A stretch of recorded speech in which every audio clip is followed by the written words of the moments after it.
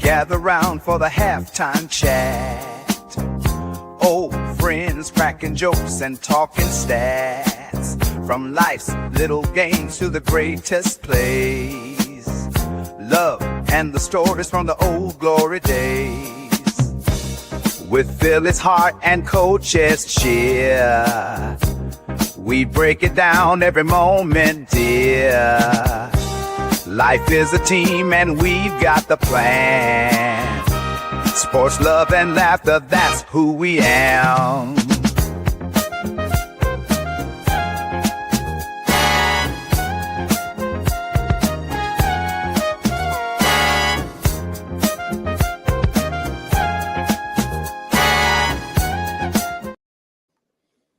What's going on, everybody? Peace and blessings to you all. I hope everyone is doing well. Again, much love and respect to you all. Thanks for you guys tuning in. I know we've been away for a little bit. I appreciate everyone who's been there supporting me as I've been going through some difficult moments, but I'm here. I'm ready to rock and roll and, talk to my brother. And, as the two old farts, as it's saying, the two old farts are here to just talk about sports and life, man. I mean, it's a lot going on. So, but I'm going to dive into it. Again, make sure you guys hit the like button. Got all the information, the descriptions in, all the content information in the descriptions.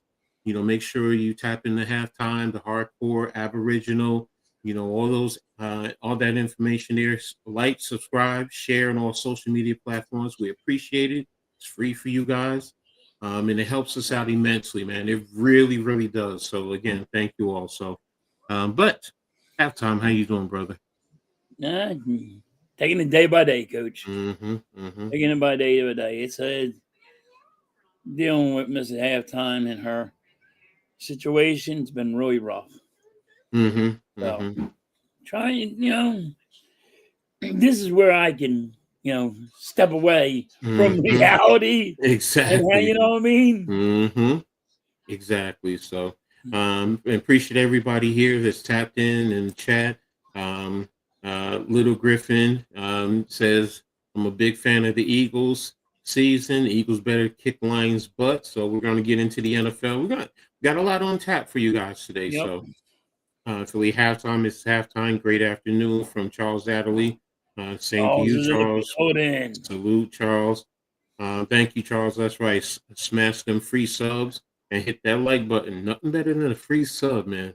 Whether it's here or going to your local bodega or wherever and getting your free sub. Get yourself a sub. Yes. So, you gentlemen, be encouraged and lift them more. Thank you, man. So, let's get right into it. And I'm going to start right away with some hockey news. I know normally we don't start with hockey, so that's why I said let's dive into it. Where is it? I'm going to bring up a screen first to take a look at, and here it is. All right, so starting with yesterday, locally you had the Flyers, 6-5 win over the Blues. Also locally, because of me in New York, the Islanders, they had a 3-2 win over the Mammoth. I mean, what a name. I'm sorry, though. That's the most unique name ever for a sports team, the Mammoth. I have to admit that. So kudos to them out there in Utah. So, and then today, we actually have, let's take a look here, the games that we have locally. You have the Devils taking on the Capitals, the Rangers and the Blue Jackets. And I don't think you guys, you guys have the Stars. Tonight. Yeah, you have the Stars, 8 o'clock. So I'll be streaming that. Okay. All right. Good shot. So, and then tomorrow we have, let's see, the Rangers taking on the Red Wings and the Islanders and the Avalanche. So, that's what it is in terms of the locals. In terms of the standing, let's take a look here real quick in terms of division. We are in the Metropolitan. So you have the Devils in first place with 25 points. the Islanders at 22. The Flyers are right behind them at 21, and the Rangers are right behind them at 20. I know it's early, but we see where everyone is standing right now. If you want to take a look at the wild card, how it You got to be stands. shocked. You got to be shocked where Pittsburgh is at right now. That's a young team, Mm-hmm. and you got to be shocked how good they're doing this year. I know I was. Oh yeah, okay, there they are. Yeah, they're. I guess these are the divisions, so they're the third division leaders. So Flyers are at number 2 in the wild card. So I what is 5 that make the wild card? I mean Huh? the playoffs in the East. Yes. Okay, so the Flyers are there. Rangers are battling with them. So and then of course the Islanders and the Devils are they're leading in the sense. Devils overall and Islanders the first wild card team. So and Flyers are going to be in the playoffs this year. I'm telling everybody this. I told them as soon as I heard the coach that we have. Like we made the playoffs. you've been saying that. So it's intriguing. So I mean, how do you feel that they've been playing so far? Oh, they've been playing great, coach. They Mm-hmm. have been playing way better, physical. We go into a lot of shootouts, Mm-hmm. and we're going to OT. We're getting that extra point.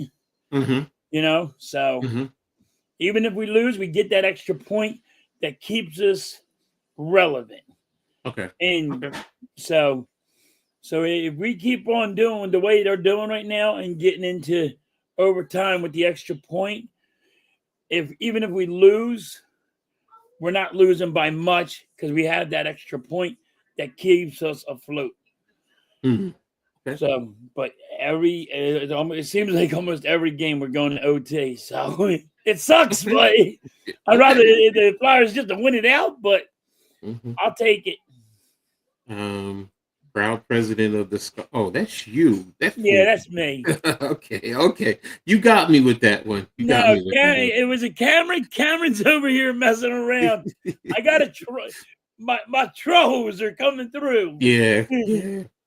What's up, Jacob, man? Thanks for tapping in, man. So, What's good, Jacob? what's your thoughts on the Islanders and the Devils and the Rangers? What's your thoughts on how they've been playing? They're fast, man. They're really, really fast teams. Mm-hmm. And I mean, it is still early, but Mm-hmm. they're fast. Mm-hmm. They're fast and they play good defense. So Flyers need to watch on it. But they don't take stupid penalties. Mm-hmm. Them teams right now are not taking stupid penalties. They're Okay. trying to get it. They're trying to get in people's heads. Mm-hmm. That's how you do it. And they're not. Them 3 teams right there are not taking stupid penalties. And that's how you do it. Like that's how they're playing really good. And they're fast. They're real fast, coach. I'm like, damn, look at the speed on these boys. How do these teams match up? Those 4 teams with each other. No one else in hockey, just amongst ourselves. The physicality and the speed. That's how they're right now. That's what they seem like, and they're young. Well, who's the most physical out of all of those teams? I hate to say it, I think it's New York Islanders. Okay. I think it's going to be the New York Islanders that are going to be the better. Out of all of them, the New York Islanders are the better ones. That's me right now. What I'm seeing, but later on they could probably slow down. Well, what's the Flyers' best attribute then? I mean, is it speed? Is it offense? Is it defense? Goaltending? What's good with the Flyers is they don't stop. They just somehow keep themselves in the game. Yesterday they should have lost. So they're and then somehow they come out at the end and they get that goal. When there's 2 minutes left, that's when the Flyers turn it up and keep it in the other team's zone. Everybody else is already spent. They're tired. Flyers wait till 2 minutes left in the rest of the game and say, all right, we got to tie this up now. So they're gritty and they have gritty. great determination. That's basically it. Yeah, they're not fast. Mm-hmm. They're not fast. Mm-hmm. I mean, every other team is way faster than us. They're more physical than us too. Mm-hmm. Mm-hmm. Mm-hmm. But like Taki, mm-hmm. it always keeps his guys. He says, you get your guys back and they'll get yours.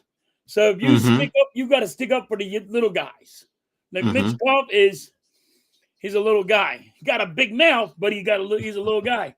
So the big guys had to go protect him. You know what I mean? And the Mitch Koff says, all right, I can put the puck in that now. And one of the things of the Flyers is he's starting to come out of his shell. It's kind of hard because he's Russian and there's a language barrier for him. It's hard for him because he has a language barrier. He speaks Russian. He don't speak, American and all. So he's trying to understand that language barrier of how they play hockey here too. Okay. That's good to know. That I like that. So hold on 1 second. But I like the Islanders a lot this year, though. So far, I mean, they could go in a slump. They can get hurt. You know what I mean? Injuries. Okay. Well, injuries are a part of sports anyway. Right. So that's everyone. So but what do you do? I mean, and the kind of next man up mentality. What type of depth do you have? With your team. So now, if you want to talk about a team that could take a hit, and get hurt, and keep it up, it's the Penguins. Okay. The Penguins are a young team, but they have that next. They have guys that can do the next man up mentality because they were used to it last year. Last year they got hurt a lot, and not everybody was working on the same page, but they were learning how to be the next guy up. So the Penguins are going to shock a lot of people this year, I think. Well, that's good. The Devils I do not like. But I hate the Penguins. I hate the New Jersey Devils like I hate the Dallas Cowboys. No, I mean. No, I feel you. Shout out to my brother RP Jeffy T, big Devils fan. Love talking about the Devils. So, but he loved the Devils. Yes, he did. So, so now he always liked to fucking talk about them, but I mean, he don't like the Flyers, and he didn't like the Flyers, and he loves the Devils. Exactly. So let's get it caught up real quick. Sixers fan, what's up, man? Here you started is my brother, and then we had Cameron. What's up? Sixers lost again. We touching it, but we'll dive into that a little bit later. Cameron was saying it's the Islanders when I asked the question. Knicks are well, we'll see. It's still early. They're still developing and gelling, but we're going to talk about yesterday anyway. Sixers got to get better, but you guys are a lot better. So I appreciate that, Nick. It's good to be back. So, but yeah. One thing else I want to talk about with hockey. Where is it? All right. It's one of the news stories that I talked to Halftime right before we came on, and it's what they're planning. International. They're going to be doing the World Cup. They're talking about the host sites being announced by next year during the Olympics. And I believe the Olympics are in February of next year, right? Yes. Yeah, so we'll get an announcement soon, and I believe they're going to be doing those internationally over in Europe. Like right now, they had the conference, the four nations. They're supposed to be doing. Where is it? Here it is. they said following the success of the Four Nations face-off, going to the World Cup, that 6 cities have submitted bids to host the World Cup. So, I mean, that's good. And then, every sport is getting that international connection, Yeah. baseball already has it. They played in Mexico. Football, we see where, London, Germany, now this weekend, Spain.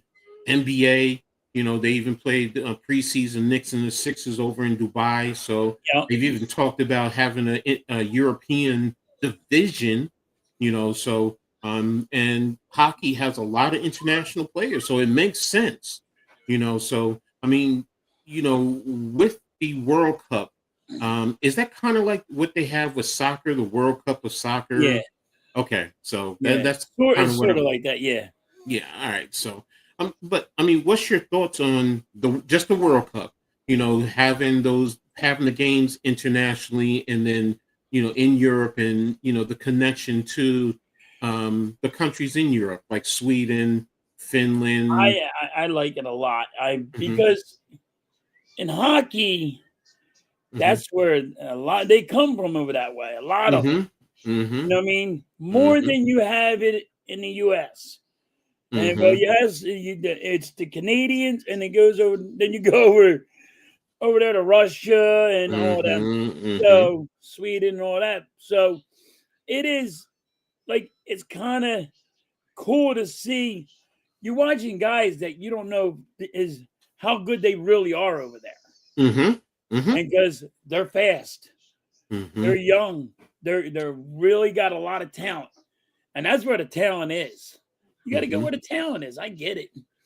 I mean, I get what the NHL's doing. It's a money grab, but Hmm. over there, watching hockey is way different than over here. They're just because It's like the a way way of life. they raise and they grow up on it. Yeah, exactly. So, I mean, one of the things that I appreciate is how crafty they are handling the stick. Yes. I have to admit, sometimes seeing the way they, move the stick, move the puck, and you're skating and moving the puck, and and the speed that goes along with it, it's like, my big butt, there's no way in heck I could do that. Yeah. I'm just trying to focus on trying to stay up on skates, and then using the stick and Yep. all of that, and then you're putting a stick in my hand. I mean, I'm probably you hit me wrong. Yeah, you're right. I'm gonna be smacking people in the face, getting thrown out because I'm like, nah. You give me a weapon too? Yeah. Yeah. You So, gave me a weapon. I'm gonna use it. yeah, I'm But exactly. like Mitchkov, right? Hmm. Came from Russia. Hmm. If you watch the passes that he does and the way he uses his stick to get Hmm. the puck between his legs, not looking behind him, and say, bam, and he can put it on, he knows where his player is, and he can put it on that stick, and he's not even looking where he's aiming. Hmm. And he's like, boom, right between his load and legs. You're like, how do you get that pass off? Hmm. Hmm. And it's the players are not, they're like, wait, I wasn't ready for it. Hmm. They're Hmm. not paying attention because they're like, that's what he's doing is unbelievable. Hmm. But they're good with Hmm. the stick. And the goalies over that way, they're Hmm. huge. I mean, they're 6'7". Really? On skates. Yeah, they're big boys, coach. They ain't little. I always thought They're hockey six players were. five. They're 6'5", 6'3", and they're like Wow. 200 and some odd pounds. And you see how fast they move going to post. It's like, Hmm. yo, what the hell?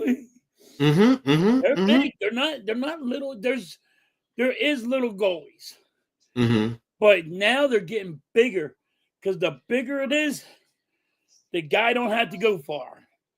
You know what I Mm. mean? And do Mhm. something True. crazy because he's just a big body in the net.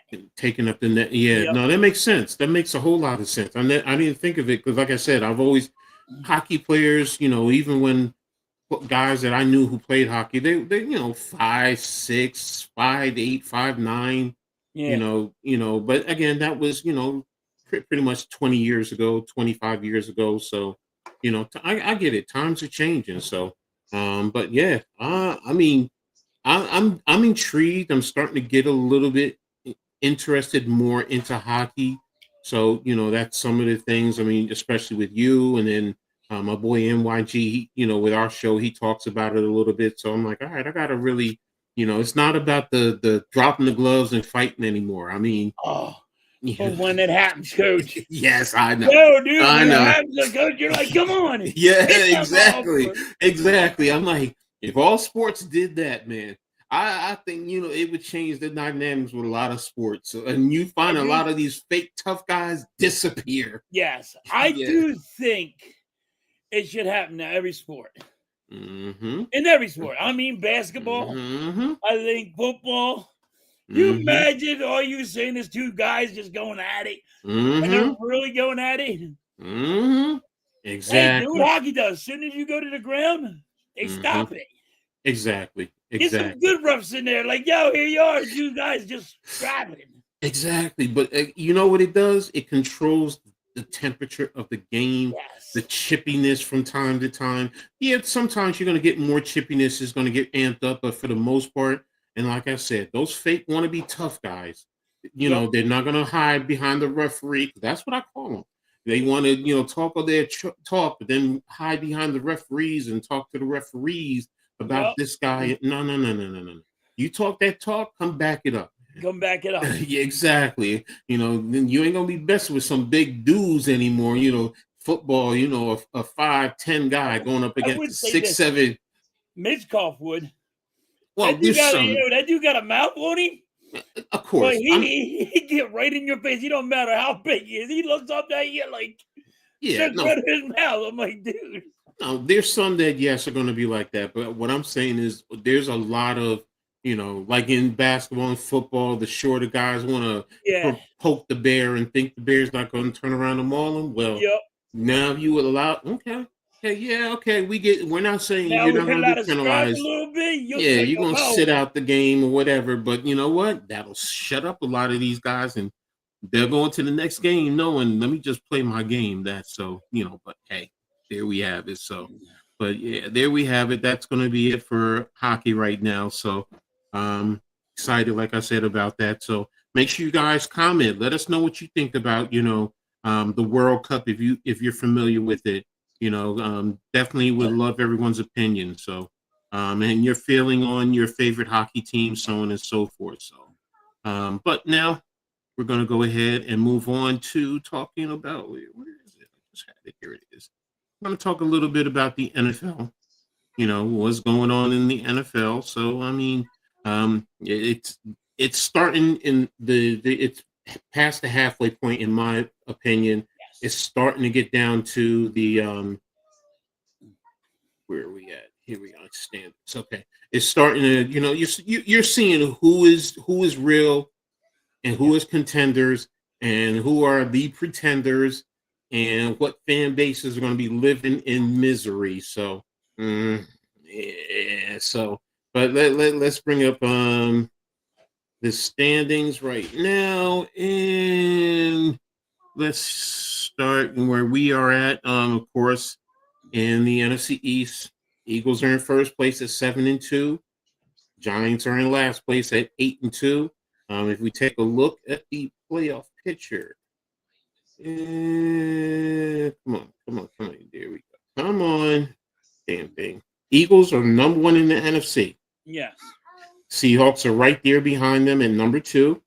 Yep. Lions, Buccaneers, Rams, Bears, and Packers. So there you have it. Giants. I'm not even going to touch the Giants because we're totally out of it. Listen, I even think Dallas is out right now, Coach. I think it's going to be at one part. I think it's only going to be one team in our division. Yeah, but Dallas is 3-5. Yeah, they got a lot of teams in front. I mean, you got the Vikings, Panthers, and Niners who are on the bubble. So and now teams that are in playoff contention. I would say maybe the Bears could drop out. I don't see the Buccaneers have their division. The Lions, it's going to come down to the Lions, Bears, and Packers. So I don't really see that's why I said in our division. Yeah, you know how it's normally 2 of our, and It's not that no more. No, this year, I mean, it is just one. It's just the Eagles going to be in our division. Normally it's two. It could have been the Commanders, but they got injured. They lost their quarterback. Dallas, I think I just Dallas. Look, they're giving you your probability. If they lose, they have a 1% chance of making the playoffs. Currently, they're at 1%, and if they win, it goes up to 2%. The Giants, I'm sorry, but 1%. So Cowboys, if they lose, they're down to 2%. Currently, they're at 5%, and if they win, they're at 7%. So that goes right to what you're saying. Eagles, even if they lose, they're 98% chance of getting in. Currently, they're 99, and if they win, it stays at 99. So now I will say this: you guys are gonna definitely have to battle the Seahawks. Oh yeah, Seahawks are not a joke this year. They are definitely not a joke. So I mean, I have to be honest. They definitely are. They and the Colts are and the Patriots. I have to also say the Patriots are my surprise teams as far as the playoffs and the positioning in the NFL structure. So my surprises are the Patriots. I agree with you on that one. But my biggest surprise is the Colts with Danny Dimes. Exactly. Danny Dimes is playing unreal. Like, where was this at when you was with the New York Giants?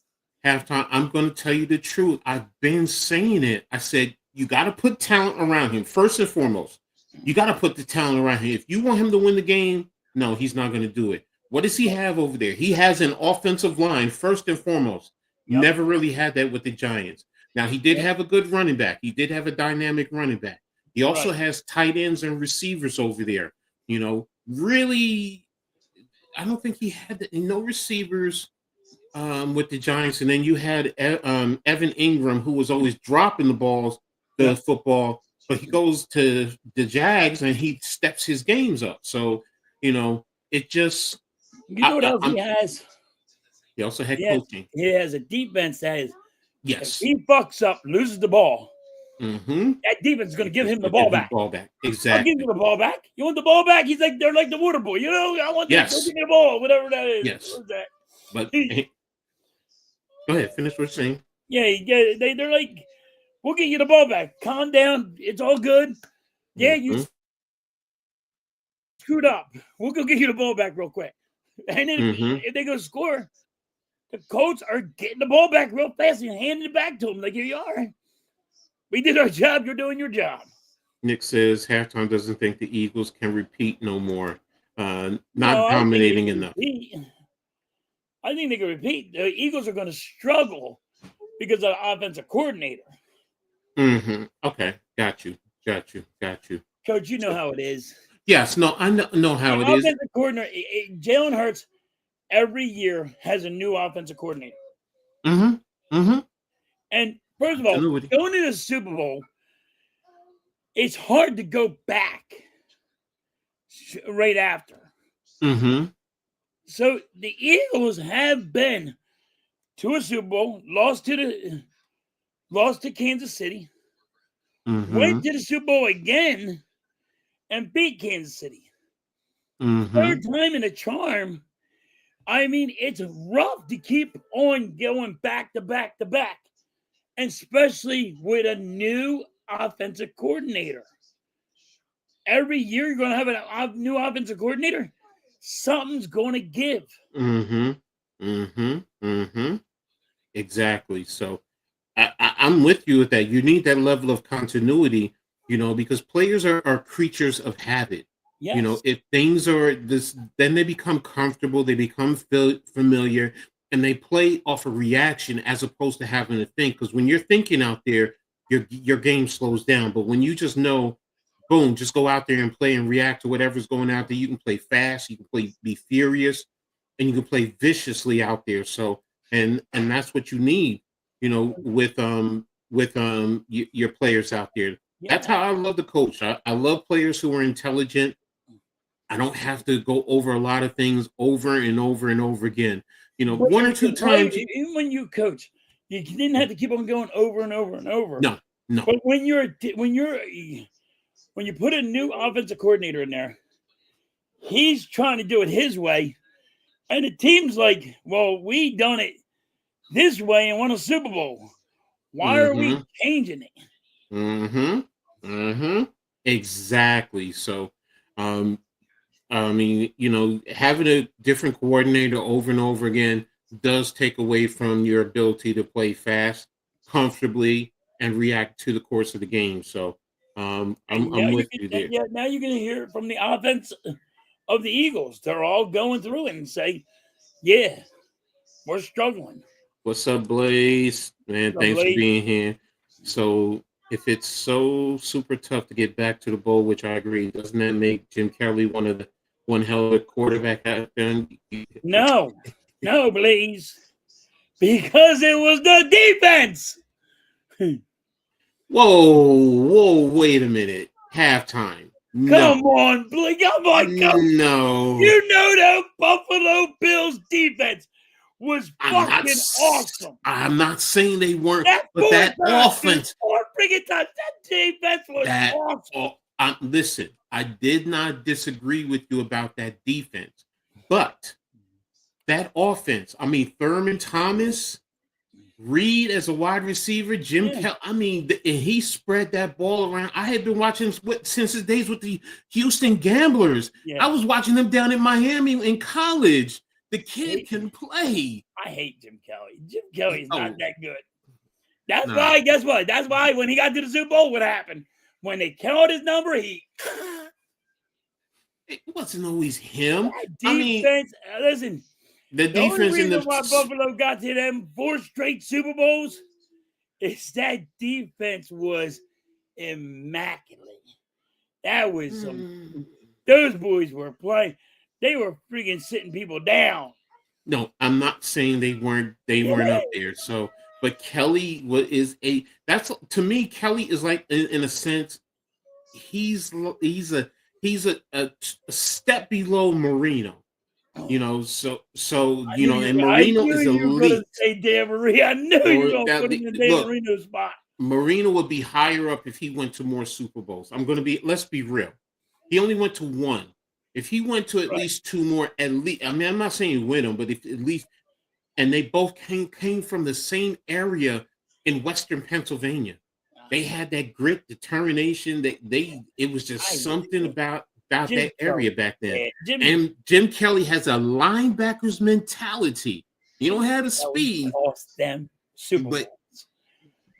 You're gonna admit it one day. It might take another 10 years. Against the Giants, what is it? Wide right? That ain't the offense. The Giants played well that game too. Yeah. But Thurman Thomas, what did the Giants do? They said, let Thurman Thomas eat. We're going to take away the pass game. Yeah. We're going to get after Jim Kelly, and we're going to. And they got after him because he panics when he's.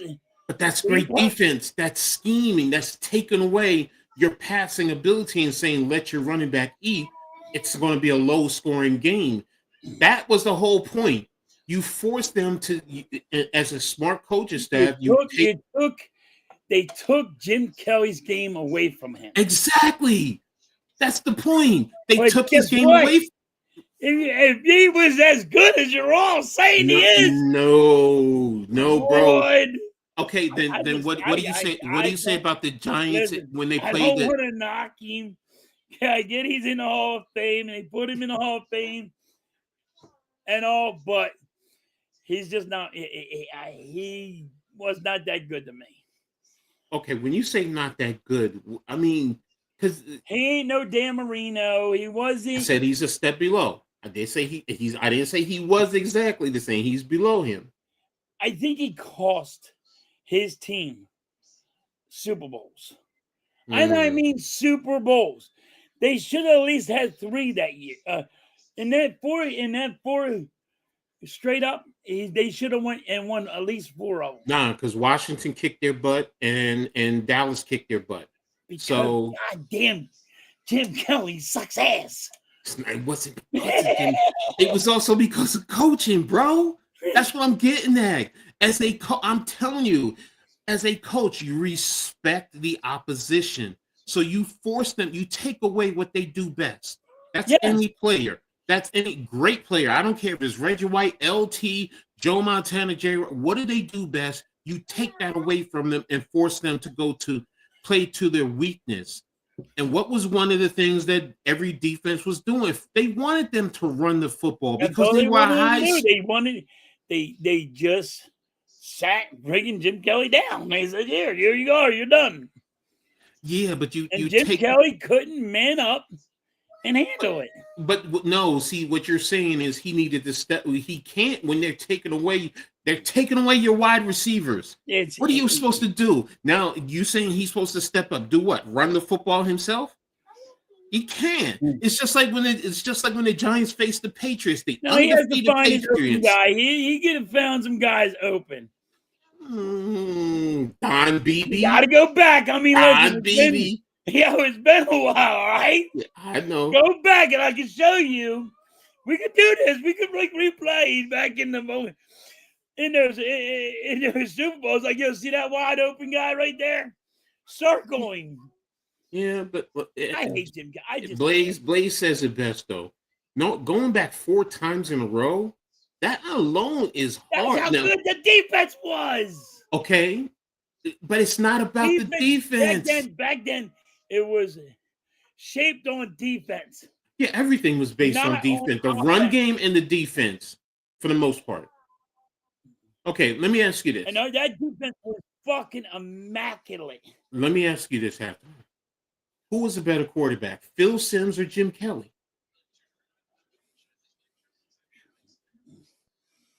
I like Simms, but Jim Kelly. Oh, and Simms is my quarterback. That one's rough. That's a good question, Coach, because that one's rough. I like Phil Simms. I'm going to ask you the next one. Who's a better quarterback, Doug Williams or Jim Kelly?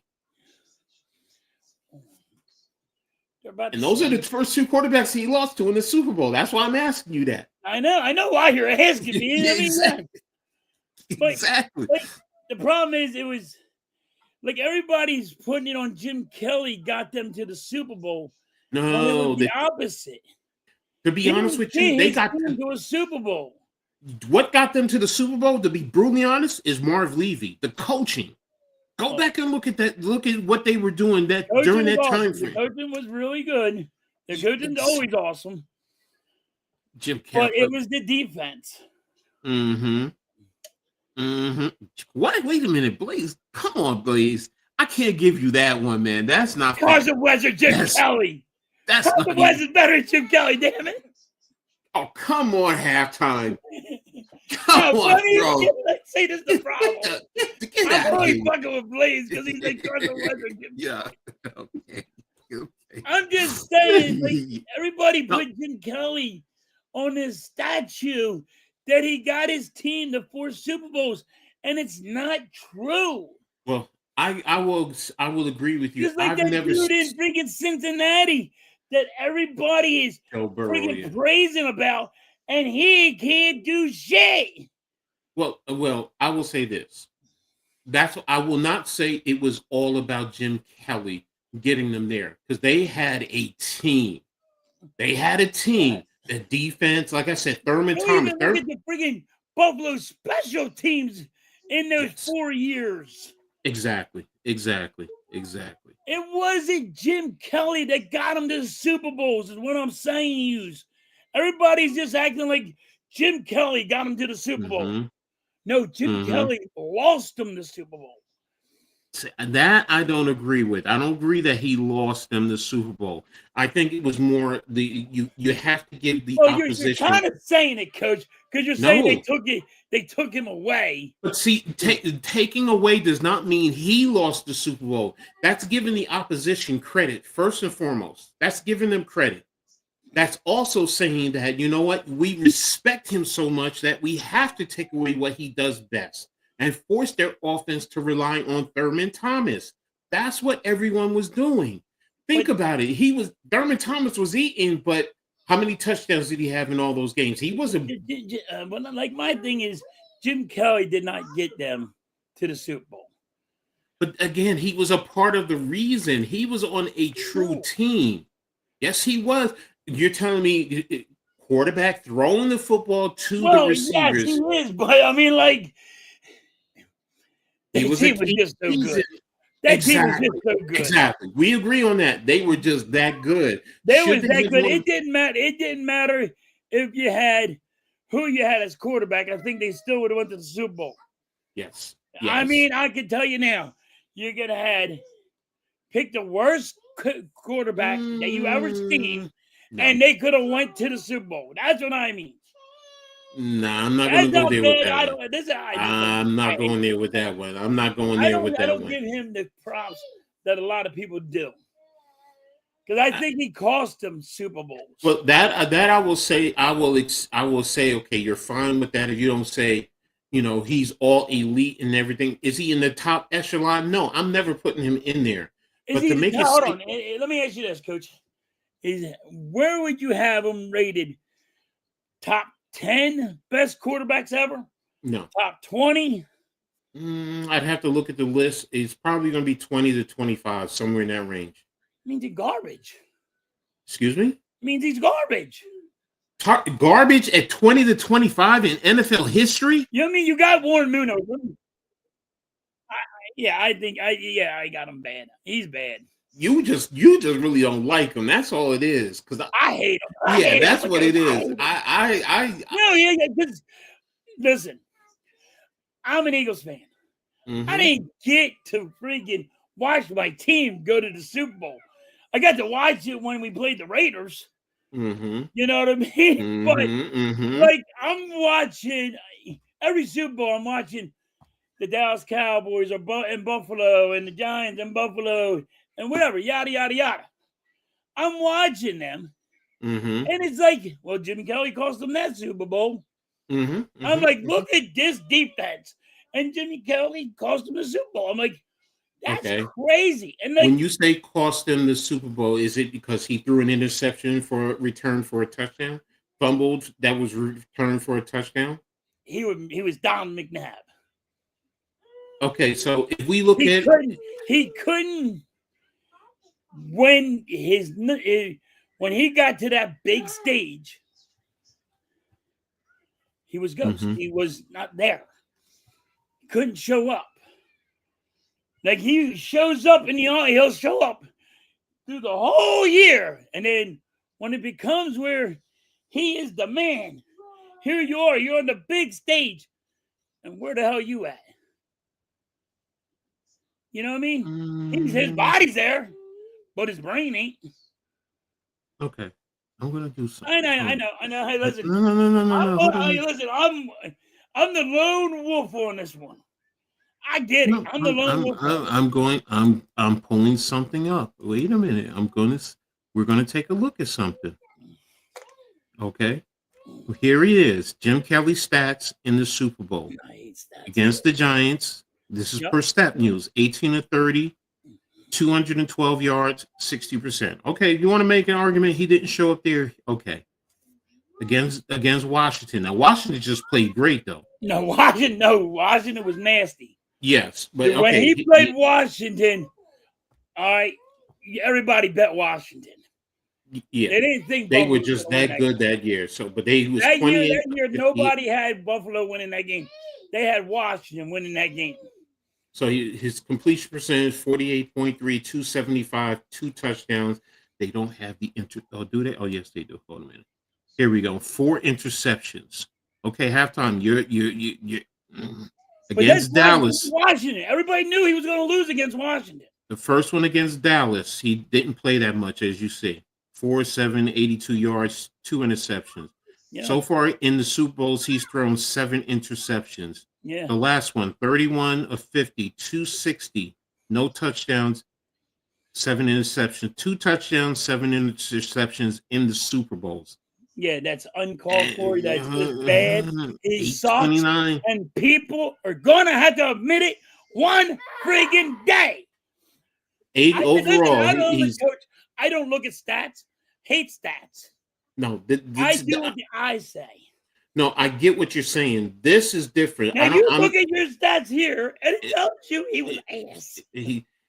This is statistics is different from analytics. I don't do analytics. I do statistics. I hate stats in general because you can make stats up and this is but to your narrative. This is not that. No, this analytics you can. Statistics talks about how you perform during the game. 18 to 30, 212 yards, no touchdowns, no interceptions. That's facts. That's not made up. That's reality. So you want to talk about QBR, his rating, 81.5 against the Giants, against Washington, 44.8, against the first one against Dallas, 58.9, and the last one, 67.1. Again, like I said, I'm justifying your argument, man. I'm justifying your argument. I'm justifying it. All right. If you want to say he didn't produce in the Super Bowls, I have to now agree with you. I have to. You know, the statistics are. My thing is, listen, I don't want to knock the man, dude. You know what I mean? I get a lot of people love Jim Kelly. He was not the guy that got him the Super Bowls. Jim Kelly did not get Buffalo the Super Bowls. But back, it was the defense was so nasty. And I'm letting you know now, so fucking nasty. But see, that's the argument. You're saying got him to the Super Bowl. And that's why I keep saying it's all of them. It's the coaching, right? It's the offense, it's the defense. They all contributed to get to the Super Bowl. Now, your argument that he did not show up in the Super Bowl is justified just by looking at these statistics alone. And I'm not even going back looking at the film to sit back and look at play-by-play, game situation, what's going on. Watch the Super Bowl, you'll be like, what the fuck? Where's he at today? That's what I'm saying. No, I mean, I get it. Listen, I hate him. I don't think he's a good quarterback. I think, see, that's the point. You're saying you don't think he's a good quarterback. If you want to say he's not a great quarterback, I'll give you that. If you want, he's a good quarterback. You can't say he's not. Like the new Joe Burrow is still a good quarterback. He's still a good quarterback. The new quarterback in this day and age is Joe Burrow. But he's still in this day and age. I think he's good all year long. Okay, but the word good, okay, if he's not good, like you said, he's trash. And if you trash, that means you can't, to me, when you say trash, you shouldn't be playing in the NFL, period. That's what I think of a trash player. You don't deserve to be in the NFL. Those players, some are fair, some are average. Jim Kelly, Joe Burrow are good. Are they elite? If you want to say they're not elite, I say they're okay. Okay. But it's fair. Like Joe Burrow right now, in this day and age, it's offense. So Joe Burrow, Joe Burrow has better wide receivers than that keep him try to, he's going to throw for 4,000 yards. And everybody sees that and says, oh, he's good. No. But that's the halftime. That's, to be honest with you, shout out to my man, Big Pat. He always says this. Quarterback position is a needy position. You need talent around you. I mean, I said it earlier about Daniel Jones. I said you put talent around him, he can be a good quarterback. Good. I didn't say elite. I'm not going to sit here and tell you he's elite until he gets to Super Bowls, wins a Super Bowl, and starts getting on that trend. But is he a good quarterback? Yes. Yes. Is Kelly and Burrow, are they good quarterbacks? Yes. Are they, to me, they're a little bit above average, slightly above that, or in that range. Are they elite? I'm not putting them in the category of, in today's day and age, of Mahomes. No, I'm not putting them in that category. I'm not even putting them in the category of Jalen Hurts. And I'm not saying Jalen Hurts is the elite of the elitists, but he's definitely trending up there, especially if he gets another Super Bowl. If he gets another Super Bowl, he's getting up there. Exactly. That's my point. Like Jalen Hurts. Like, here you go, Coach. Jalen Hurts is never going to throw for 4,000 yards. No. That's not his game. Exactly. But, like, people are like, well, Jalen Hurts is great. No. He's just okay. He does enough where he don't get you in too much trouble. I mean, granted, if somebody wins the Super Bowl, you're going to give it to the quarterback. But, yeah. Unless you're Brad Johnson, Trent Dilfer, guys like that. So, but, yes. But again, but you know what? Now, speaking of that, because Marino never won a Super Bowl, but you could see his talent.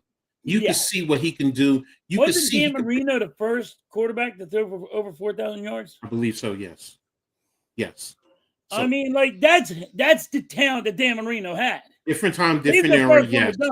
Because the Marino right now, if you put him into today's game, I think he's pushing probably 6,500 to 7,000 yards. Yes, totally. Okay, but that's different. That's different. But here's the thing: Marino coming into the pros, people did not like his game.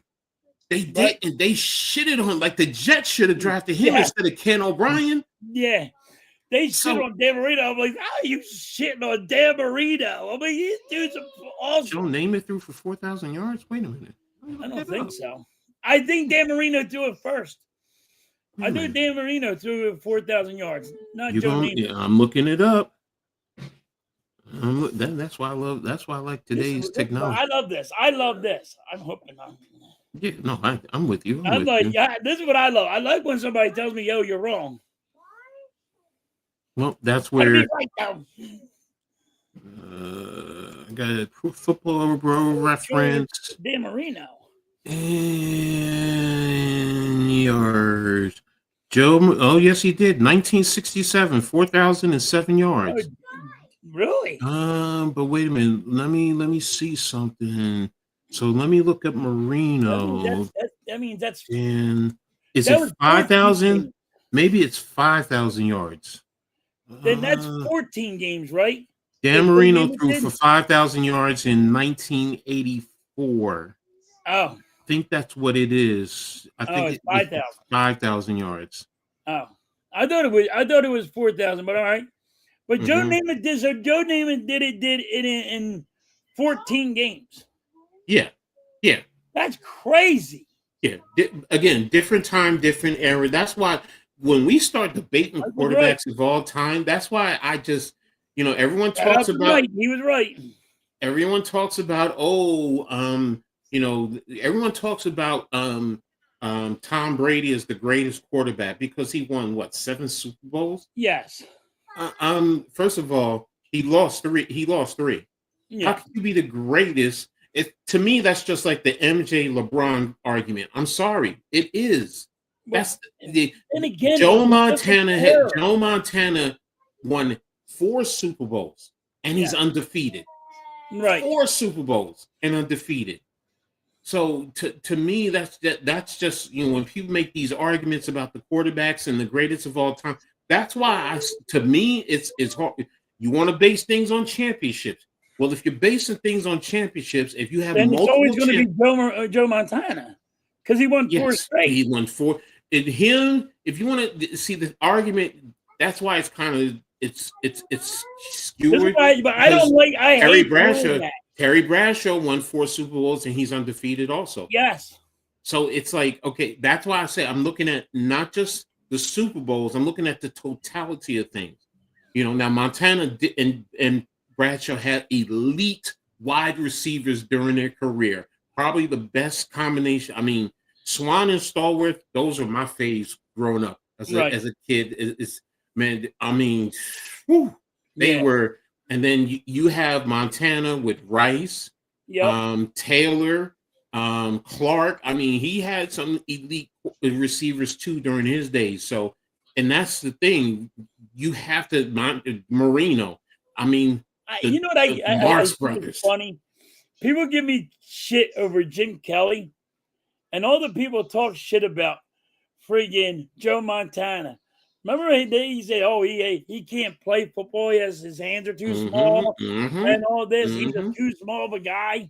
I say Jim Kelly's ass, and everybody wants to ride me. Yo, freaking though, Jay, you said the best quarterback in the freaking NFL is freaking. He was never going to be able to be worth a fuck. See, now we going there. Now we really going there. Now I gotta look for it. This Now is what I love, though. Now I gotta. I never liked Jim Kelly. I still won't. I don't think. I thought he was bad. I gotta find. Y'all can act like he was great. That's fine with me.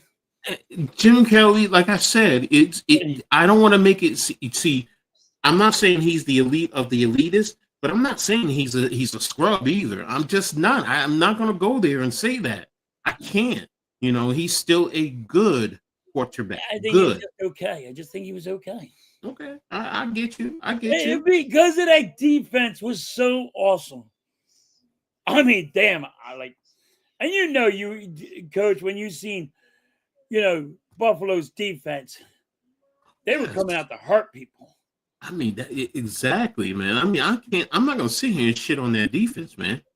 I mean, that's the thing. Nobody's giving the defense any credit. No, I give the defense a whole lot of credit. But again, I still say they were a complete team. They just did not win the Super Bowl in the biggest moments. Now, your arguments for one man, Kelly, Jim Kelly. See, did he lose? See, that's the thing. I'm looking at those moments. I also remember the Giants did the one thing I said they should have been doing. Force them to run the football. Back then, people were like, "Are you crazy?" No, you and everybody was like that. You didn't want Buffalo to run the football. You wanted Jim Kelly. Well, you want to put in Jim Kelly's arms. It depended. There were some teams that they just couldn't match up in that AFC. There's a lot of teams that could not match up with Buffalo's passing game. So I give it to you. Where is it? I'm looking for, because there's a video I have where they're doing this argument about the greatest, and the great players are talking about Montana and Brady, and they break it down. And I'm just, damn it. Montana won 4 straight. I don't remember if No, he didn't win 4 straight. He won 4. He won 4. Yeah, he won 2, lost, twice to the Giants, I believe. No, he lost once to the Giants, twice to the Cowboys, and once to Washington. So it was Giants first in '86, Washington the next year, and the last 2 were with No, I mean Tom Brady. He lost to the Giants. Oh yes, he lost to the Giants. Yes, he lost. Yeah, Brady. Right. So, I mean, well, hell, both of them, Brady and Kelly, they didn't fare well against the NFC East in Super Bowl. No, they didn't. So, listen, Tom Brady cheated too. That should be an asterisk next to your name in my book. And I know nobody's going to say that about the man. Here's the thing. Everyone talks about the football thing, but what people don't realize, I've even done that during the course. I mean, in going into games in semi-pro in high school, you take some air out of the football. You ask your quarterback, how does that feel? That's good? Okay. And a lot of times referees didn't go all into it, as long as it really didn't compress too much, as long as you have a certain level of firmness. Well, that's why they have a rule, though, Coach. But the point is, somebody said because they're winning, that's where I'm sorry, you ratted. You went to the NFL. Oh, the football is a little bit softer than. Oh, okay. And you went and you checked it. It's just like the Yankees back in the day with with the bat, with the tar. Hey, players do it. Some go a little bit more than others, and but somebody ratted. And that's the thing. Yes, it's a rule. I'm not saying you don't, but what I'm saying is everybody pushes the envelope no matter what. Yes, and I agree with that. Everybody pushes the envelope and see how close they can get it. And I get that. Exactly. I understand that. But when you're videotaping, shit that you're not supposed to. Him over there breaking his phone because he's text messaging somebody and he's breaking rules. He needs to be checked. But okay, you see, everyone blames him. I don't hear people say anything against Belichick. Oh, I do. I do. But I do. You're the only one that I hear. Everyone talks about, Well, Tom it Brady. ain't his fault that Belichick is stealing headsets. No, what I'm Belichick saying ain't saying, "Hey, you know what? I'm gonna go trade for you, and but I want your playbook." Yes, he does. Belichick used to do that. No, that's what I'm saying. Yeah. I'm like, this is what he's doing. He's telling people, "Yo, I'm gonna get you, but I need that playbook before you send it back." No, exactly. So I can copy. But bro, what I'm saying to you, everyone does that. Everyone does that. It's just that they got caught. I will say that. I'm going to be honest. That's why there should be an asterisk next to that team. But when I say asterisk, then to me, that's everyone. That's every team that's out there, man. I mean, you want to talk about baseball? You want to talk about, baseball? Well, here's Barry Bonds goes in the Hall of Fame. Asterisk. Okay, but here's a big asterisk, and I'm going to get shitted on for this. Okay, every player before the integration that's in the Hall of Fame should have asterisks on there. Yes. No, I agree with you. Because, but that's my point. When people say they should, no, Barry Bonds played in the era. It's not just Bonds. It's not just Clemens. Sorry, guys. Everybody during that time frame was. They were doing steroids. They were loading their bats. So they got everybody. Caught. But that's what I'm saying. They got caught. Problem is, if you didn't get caught, you did a good job. You got caught. You asshole. Wait a minute. It's starting, bro. Halftime is over. Damn you. Child talk sports here, and I give a ball. You ain't cheating. You ain't trying to win. Yeah, no, but all right. We grew up. That was our school. Our fucking gym teacher said, "If you ain't cheating, you ain't trying to win." Yeah. Bro, again, like I talk about me when I play back in the day. There were some dirty things that I did. Everybody did dirty things. Did I get caught with it? No, I'm lucky sometimes. I mean, but I was the asshole to you. Put him on the bench. He done. You can't break somebody's nose. Don't get me started with gambling, man. I'm not a big gambler person per se. So, the most you will get me to do is like, the Powerball. I'll spend $2 on when it's, close to $1 billion or $500 million, somewhere in that range. Yeah, I'll gamble on anything.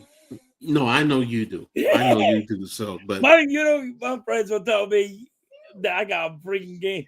Like I gamble so much, they're like, he'll gamble on anything. He just don't care what he's gamble on. He just wants to gamble. It's the rush. You're like Michael Jordan. The rush of gambling. Mm-hmm. It's like not. I don't care if I win or lose. It's the rush. Mm-hmm. I'm not spending a lot of money. I know how to handle.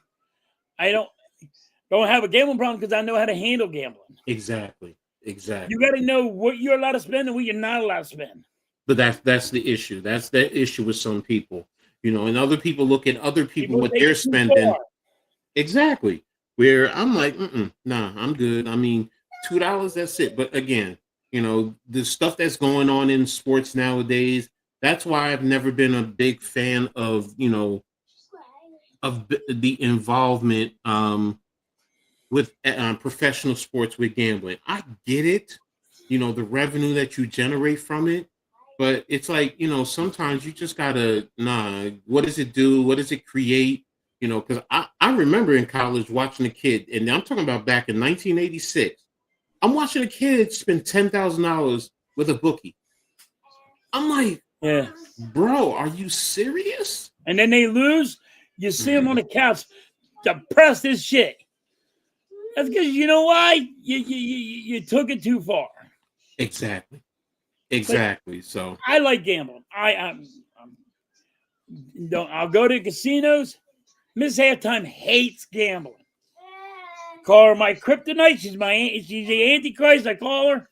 She knows it. She is not allowed near me when I'm near a casino. Yes, Coach. She knows I'm it. talking about you halftime. I'm talking about Mike. Oh. I'll bet on 2 turds being first in a toilet bowl. Oh my God. Yo, really? Yo, that you were. Yeah, but I was like, it's the rush. I get what people do. There's a rush when you're gambling. Go to casinos, you're watching football. Hey, you might not have your team playing. But when you got, $100 or $5 on a team, it makes it a lot interesting. No, I get it. But some people can also handle it if they lose. Right. Because, I know some people say, oh, if you can handle losing, then you're a loser. No, it's not. It's not that, because as a former athlete, what am I supposed to do? If I lose the game, I'm supposed to sit around and sulk, or I'm supposed to go around beating up people because I lose? You gotta go like this. You gotta wipe it off your brush it off. You got to identify what you did wrong and try and be better. And that's the thing. People who bet and lose, and then, first of all, if you're betting your life savings, that's idiotic. I'm sorry. That don't make any sense. But there are people out. Like I always say, all you got to do is bet. If you handle it this way and just bet what you can afford, you won't have an issue. Okay, don't do that, bro. I mean, some people say I'm gonna. You gotta have a limit. But that's the problem. People, they lose, and then they go into their reserve fund. Oh, I got a reserve fund. What the hell is a reserve fund? Oh, wait a minute. Just say, this is my limit. Yep. That's it. I lost, and move on. Right. Move on. Go like this, wipe it over your shoulder, and say, all right, next week I got the same thing. The prop bets, and that's is why I don't get it. I don't do fantasy football. I don't do prop bet. I don't do any of that, because I also know the doors that it opens, and I'm like, I've seen it. Vegas knows who's going to win for some odd reason. They got it down to 3 points. That's why if it's in basketball, or if it's in hockey, or if it's in football, they have the odds. They got it in that thing. First of all, when they put the half points on, they're trying to push you one way or another. So, and they know what it's going to be. They know what it's going to be. Plus, look, I really believe they know early who's going to be imparted in the games, who's not going to be in the games, all that stuff, which is why they set the lines at such and such point, and then they adjust it as they go along. I get all that. If I had the money and I could do that, I probably would do the same thing too. Because it's like, all right, I know who's going to do what. I know who's going to do that. And again, like I said, these pro sports are in involvement with them. So you don't think that somewhere along the line, they may try to make like, oh, we have no association. That's bull. I'm sorry. Because most of us are on the lower spectrum, and we want to do whatever we can to get some serious money in our pockets. Let's be real. You win $1 million. How many of us that changes our lives? I know it would change my life. Not going to see it in my lifetime. So I'm hoping.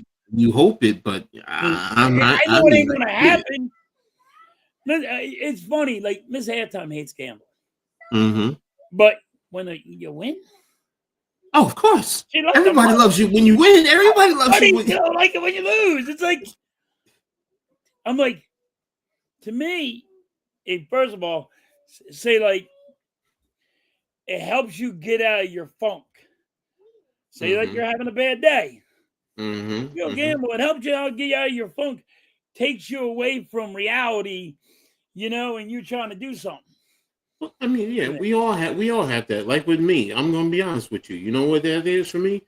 Sitting down and watching plays, and sitting down designing plays, and going over it. That's my drug of choice. I have to admit it. I get a rush over that.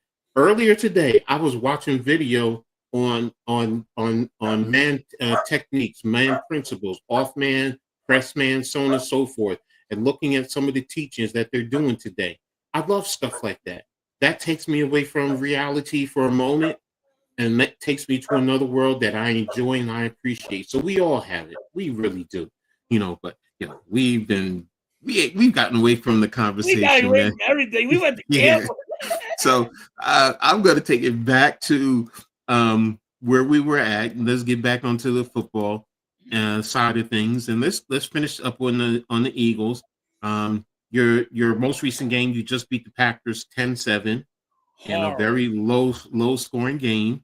And just as a quick stat, Jalen Hurts 15-26, 183, 1 touchdowns, no interceptions, a 92.3 rating. Barkley 60 yards on the ground. Overall 111 for you guys. Smith 69 yards, 1 touchdowns on 7 targets. We're going to get into AJ Brown in a little bit, and let's take a look at the Packers. Love 20-36, 176, no touchdowns, a 69 rating. Josh Jacobs 74 yards, 1 touchdown. Leading receiver. Yeah, and a fumble too. Let's see, Watson 2 receptions, 45 yards on 2 targets. So overall, this was more of a defensive game. But what was your take on that game right there? Now, I love that you said it was a defensive game. There was 2 offensive coordinators that blew donkey balls. It was bad offense. The play calling on both teams, Green Bay's team and the Eagles.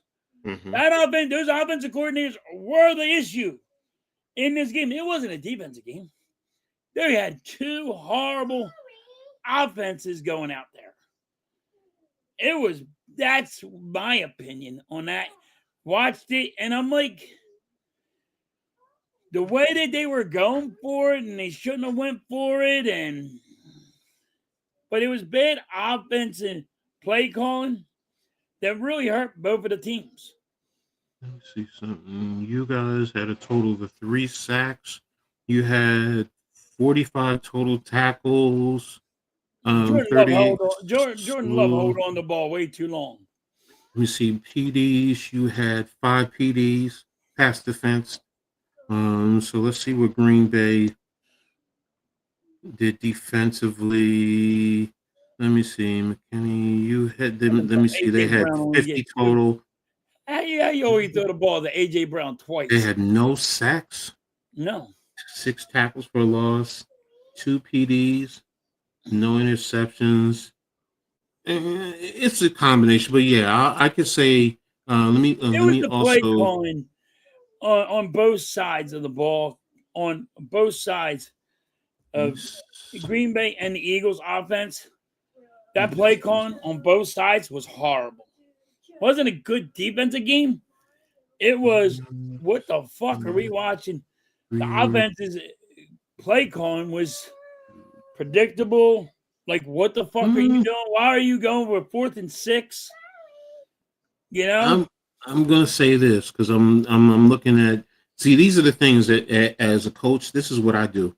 I go in and I look at the play-by-plays, and it tells me this tells me the story of the game. First play 5 yards, 6 yards, so then it's a 3 yard, then it's a 4 yard. So you're looking at nickel and dime. So they had 11 plays, 12 yards total. That's defense. Wait a minute, let me see. Play was so bad, that's made the defense look good. Yeah, passing complete. So I mean, here Eagles 7 plays, 82 yards, but you lost it on a fumble. Yeah. So you had execution there. So it was just, what? You didn't capitalize. You drove 82 yards and then lose it on a fumble. So, it's also play execution. So, yes. So, I mean, again, for me, that's what I do. I look at all that to really tell me how the game went. I don't have to always see the game per se. Right. Unless it's a dynamic play or whatever, I can go into the play-by-play and I can see what's going on, for the most part. Then if I want to go watch the film, now as a coach, that's where stats come into play for me that helps me along, as opposed to analytics, which says, oh, in this situation, you need to do this and you need to. No. My Like eyes tell me. when you're looking at that though, and you hear you're going for 4th and 6, Coach. How the hell you do that? Why would you do that? You didn't need to do it, but you went for it and you didn't get it. Exactly. So that is not on the players. Well, it's on the players because they didn't get the job done. But it's more on the play calling for going for it on 4th and 6. Well, again, it depends. It depends on what's happening, and because again, you could have had penalties that push you back, and then you got up to a 4th and 6. And you guys are doing well, and you just didn't execute on that one play. If you were moving well, and it's just one play that you know what, if you get it, you were doing well along the way, then you keep going, and you can tell when you're dominating. So you know, but we weren't dominating, and nobody was dominating in that game. You know what I mean? It was just a struggle. I blame it on the offensive coordinators, though, on both sides. On Green Bay, too. It ain't like I'm just picking on my goddamn offensive coordinator that he's ass. These are freaking goddamn guys that want to play freaking Madden football and say, I can do it. I can do it. Just, I learned on the fly. Yeah, see, that's that. My brother kind of said the same thing you said too. Huh? My brother kind of said the same thing. He's like, the play calling wasn't the greatest for the Eagles. He did say it wasn't. It was really bad. Oh, okay. And coming up this week, you guys play tomorrow night, and you're hosting the Lions. So, what's your thought? Here we go too. Points per game, Lions are second. You guys are 12th in points per game, yards per game. They're 6th. You're 23rd. Time of possession, they're 5th. You're 19th. Total defensive sacks, they're 3rd at 40th. You're at 24th. Wait a minute. You've only had 19 sacks this year? Yeah. Yeah, Coach. Wow, I did not know that. Yeah. You've only had 5 interceptions. I'm surprised we got that many. I thought it was lower. Wow. See, this is where stats come into play, and it helps me a lot better. See, I thought. I'm gonna be honest with you. I thought if you would have said how many sacks you think the Eagles had, I would have told you around 15 to 13. Wow. 15 on the high. That's me. That's just me watching the games, though. Wow. Golf is at 74 completion, 20 touchdowns, 3 interceptions, 2,235 yards. Hurts is 70% completion rate, 16 touchdowns, 1 interception though. So he's good. Yeah. He's around in almost the same as Golf there. 18, 16 touchdowns, but this is surprising for me. Gibbs is at 693 on 128 attempts, 8 touchdowns, while Barkley is at 579 on 149 attempts, 4 touchdowns. He's averaging about 4 yards a carry, while he's at about 5, almost 5.5. Yeah, but wow. See, this is the problem, Coach. Like Saquon Barkley, they're not using him right. Oh, I've been saying that, yeah. Now, Saquon Barkley, what do you need to run? He needs to run to the right side or the left side, not up the middle. They got him running up the middle for some odd reason. And he's better if you get him on the outs. And you know this. So that's the issues I have. And here's your entry. Everybody was a full participation, it looks like. This week at practice, I'm saying. It doesn't show anybody out as of yet. I know they have the full out. So last year, the last matchup during the regular season, the Eagles won 38-35 in 2022. So, I mean, what's your confidence level in this game right now? You coming away with a win? I think the Eagles will win because of they went in the locker room and the players talked because of the A.J. Brown situation. And, I think they're going to be on attack and they're going to had ball out against Detroit. So that's my opinion, but you think it's going to be a close game? Yeah. Okay. Think it's going to be like a touchdown, maybe 10 points, but at the end, you know what I mean? Like a field goal that puts it over. Are you streaming the game tomorrow night? Yes, me and Mitch. Okay. Now you mentioned something which I wanted to. I'm going to get into the Giants in a little bit. So, but I'm glad he brought it up. There's an article about AJ Brown having a conversation with the ownership. All with his frustration over his role. My question is it something serious or much to do about nothing? It's nothing to do about nothing. The problem is everybody's crying about AJ Brown. Lane Johnson, coach, the right tackle, said the same exact thing. But you don't hear nothing.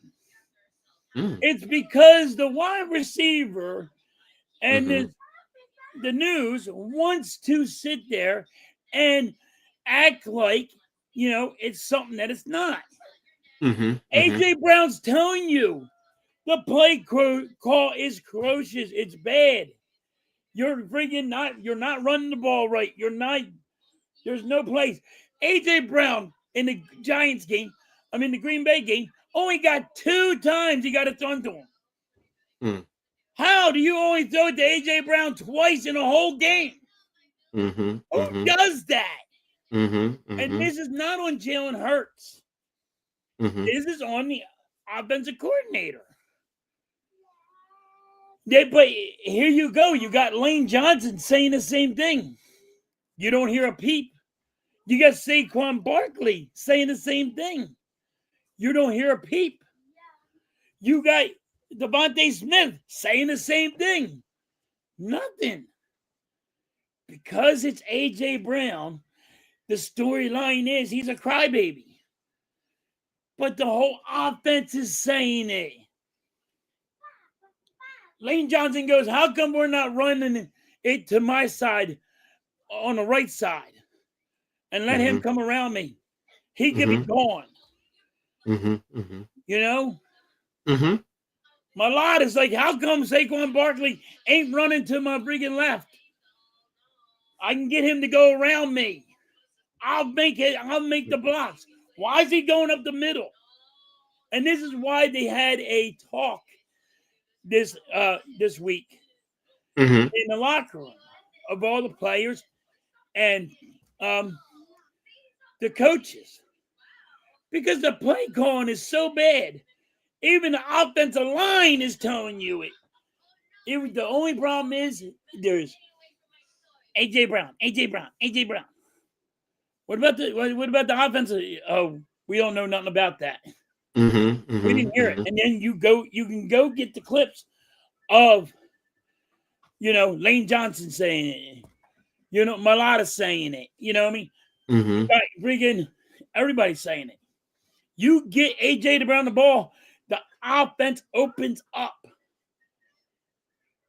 But no, you don't get that around here.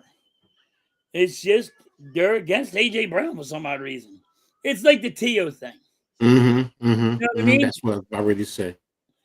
You know what I mean? It's like the T.O. thing. But you can't get rid of AJ Brown because you're not going to take a $50 million cap hit. Remember, there was a point in time that, I'm sorry, you got when Jalen Hurts was first there, you guys wanted to get rid of him until you got AJ Brown, and he changed your whole offense. Yes, but they changed the whole offense. So that shows how of a key factor he is to your success. So, right.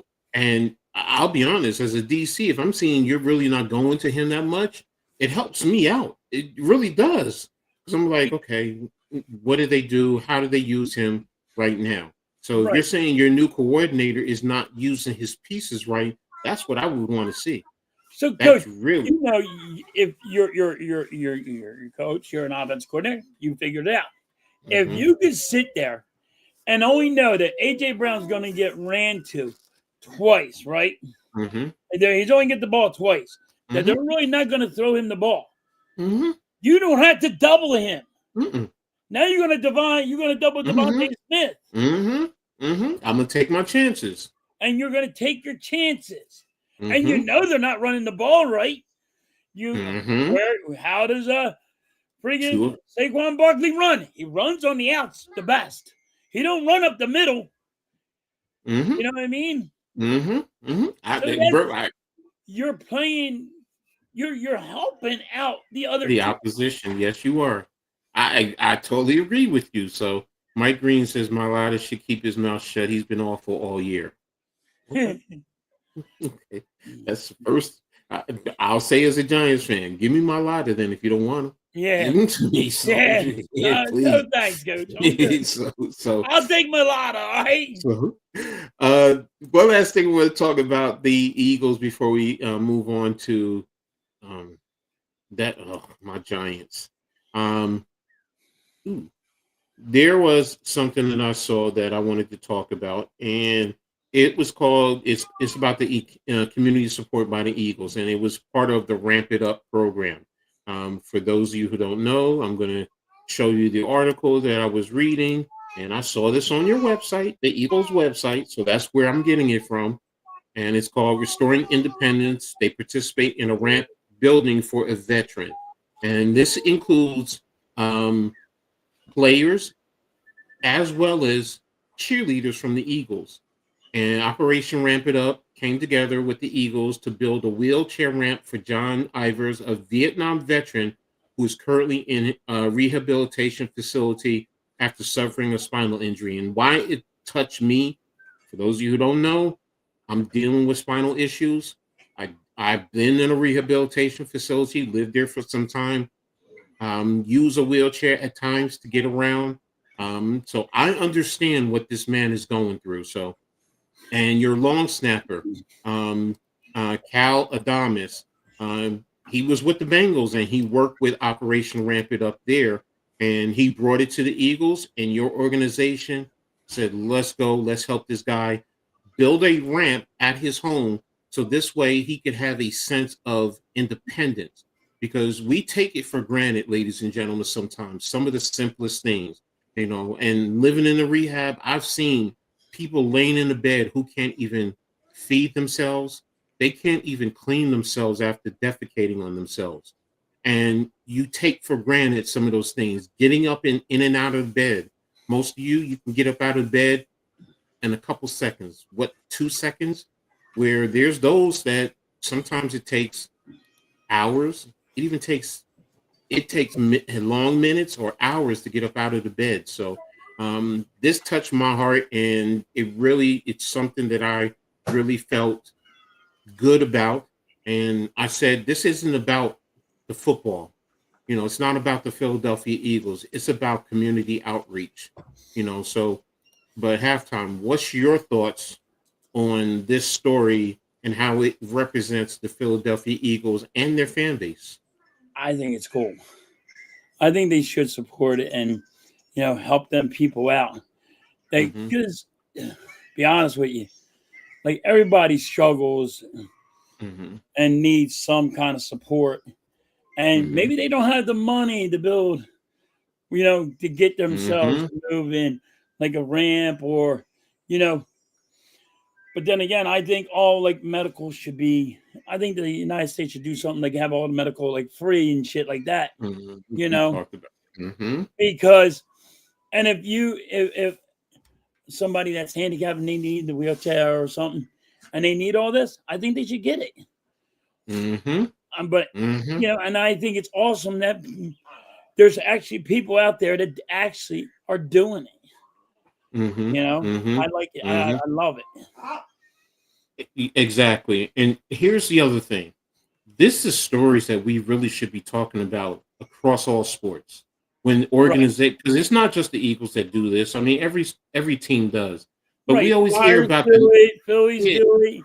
People in teams in New York do it. Yeah. But all we ever hear about is a lot of the negativity. And don't get me wrong, some stories need to be broadcast and talked about because they could be learning lessons. But why are we not talking about more stuff like this? I mean, Why are I we go to talking your more about website. love instead of hate? Yes, I'm going to your website where, personally speaking, y'all should be, yo, this is what the Eagles are about. Look at this. Look at this. And this should be on the internet. And this is something that we should be talking about. Because you know what?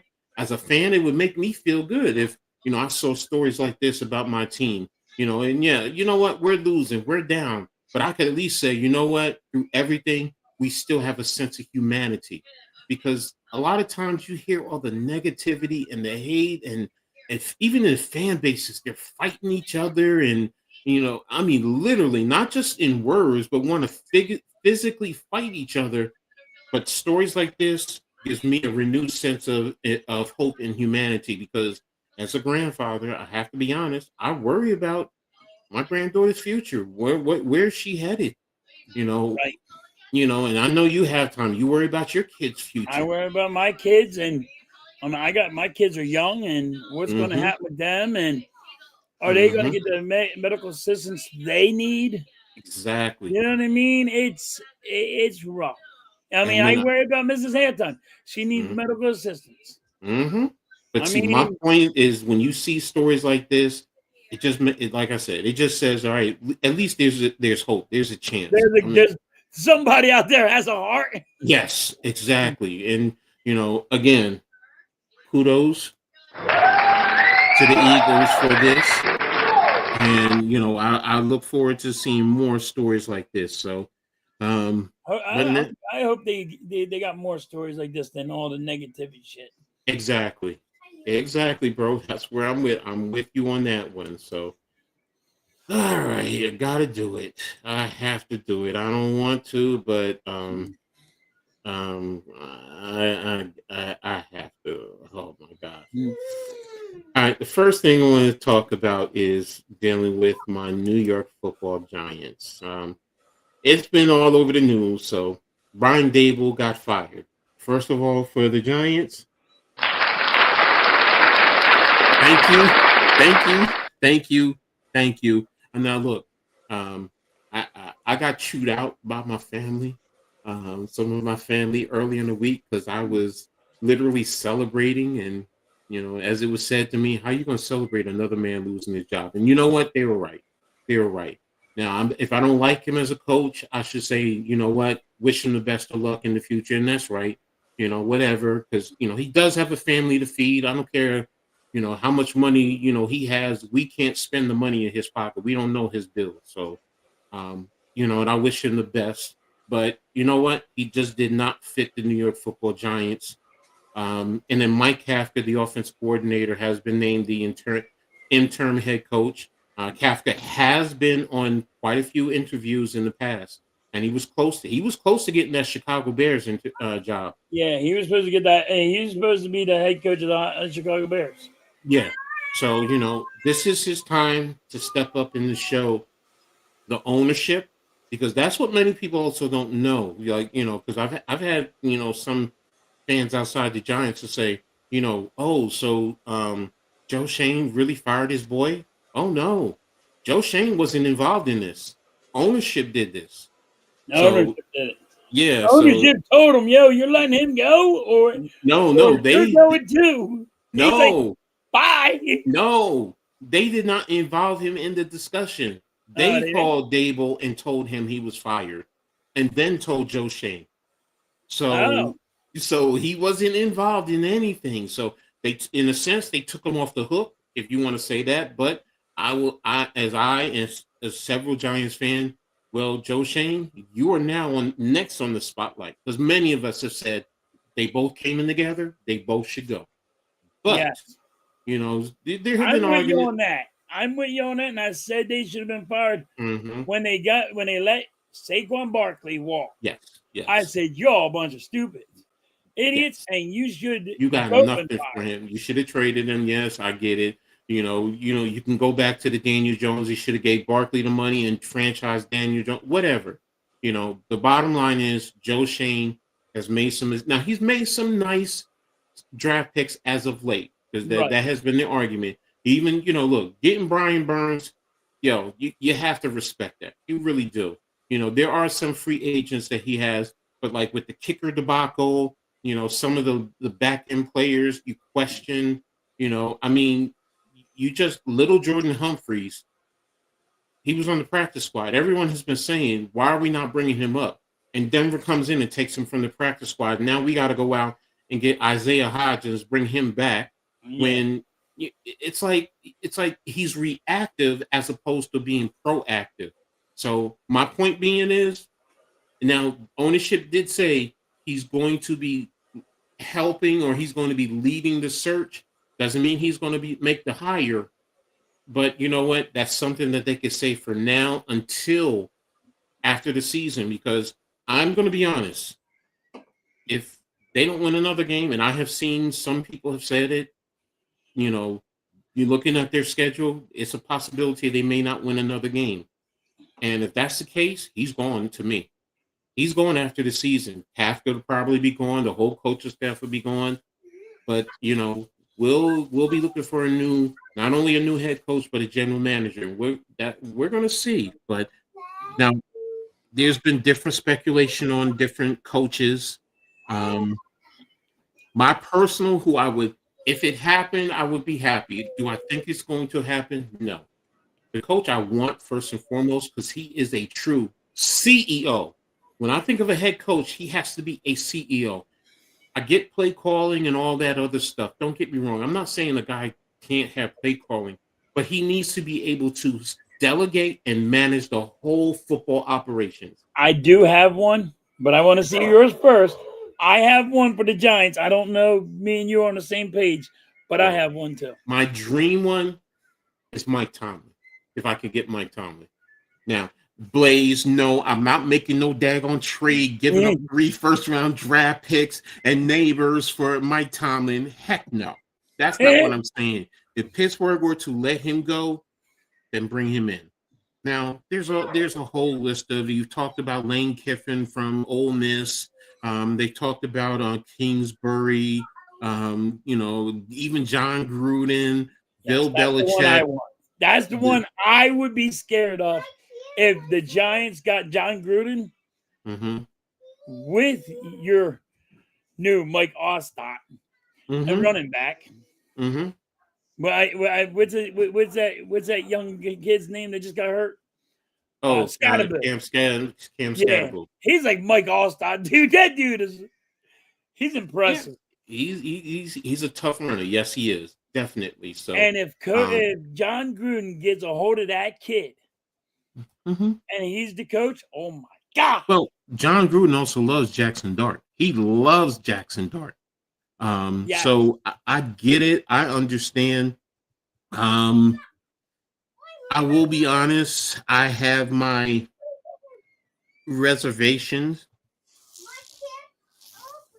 Some of it deals with the racist comments that came out. Right. I can't lie to you. So I get it. Yes, so I get it. It's kind of it's a catch-22.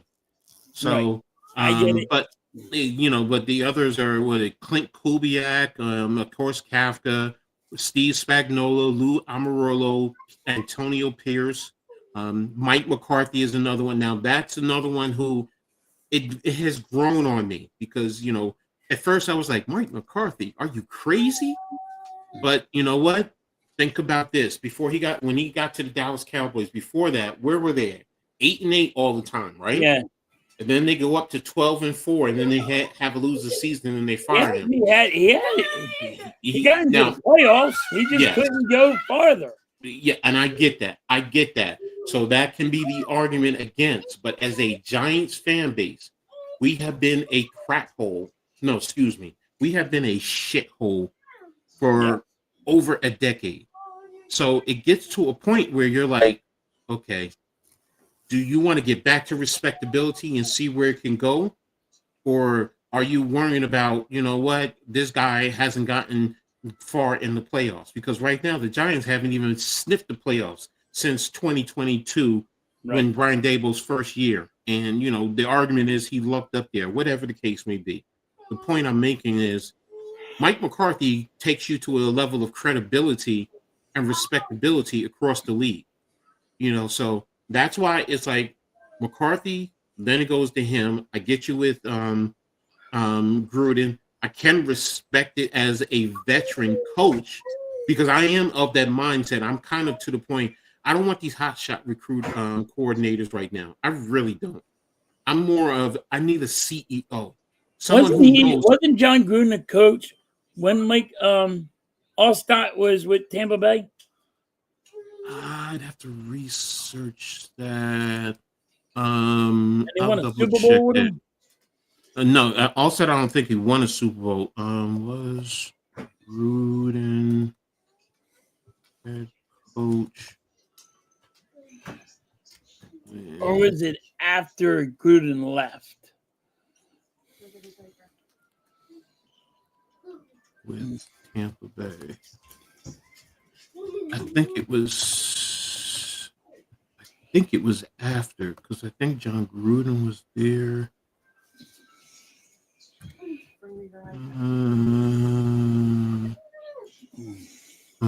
Is Gruden's offense defined? Also, John Gruden.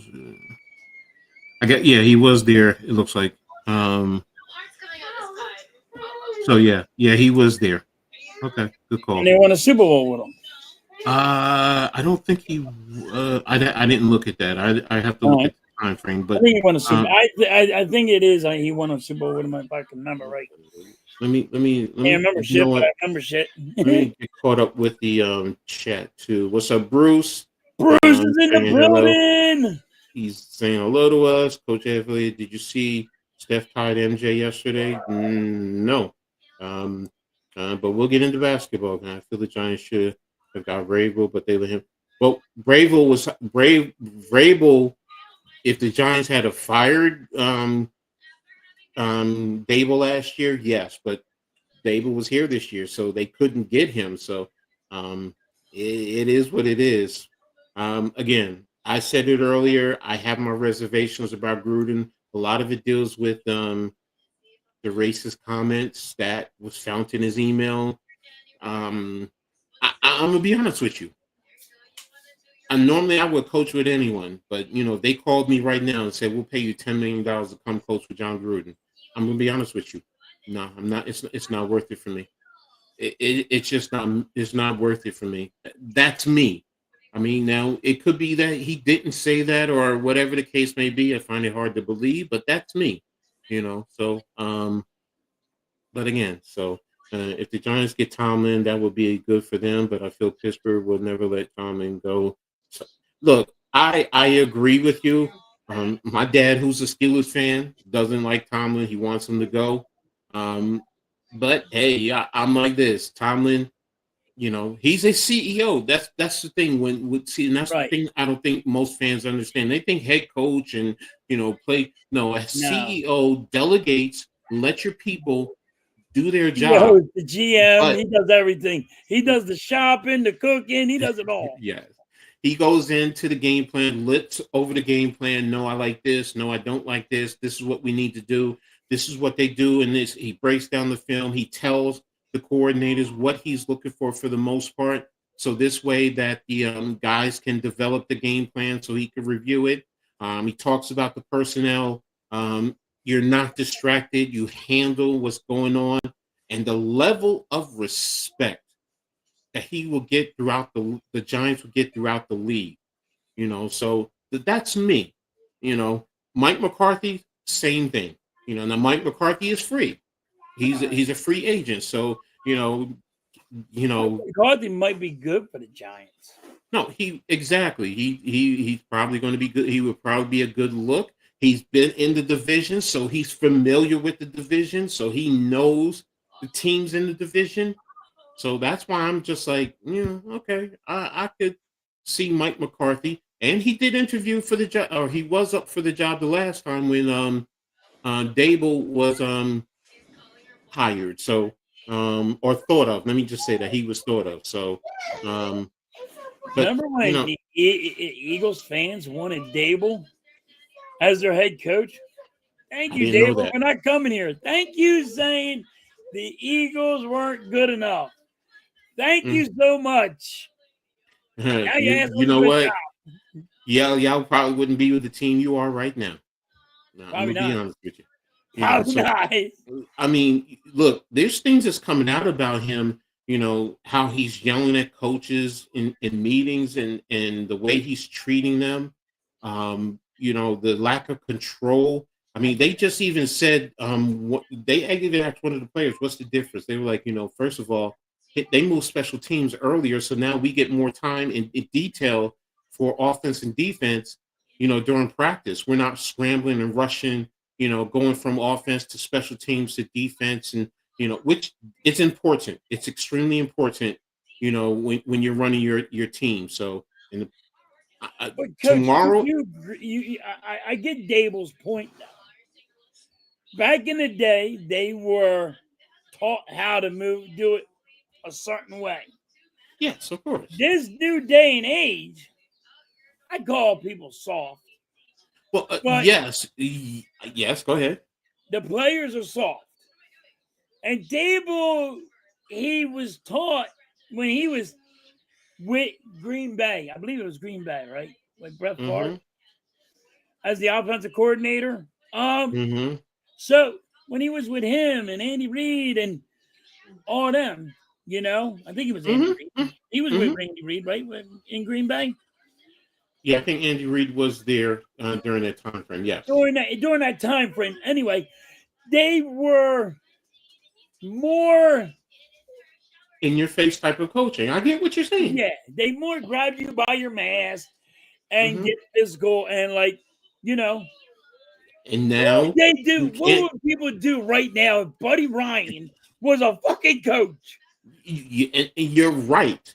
It is a different mindset nowadays. You can't do that. Like you said, they're soft. You want to say they're soft. It's also too that um they're a lot more sensitive, and they feel like they have more of an impact to the game than the coaches. Okay, Right. yeah, you're going out on the field, but you still need the coaches to develop the game plan.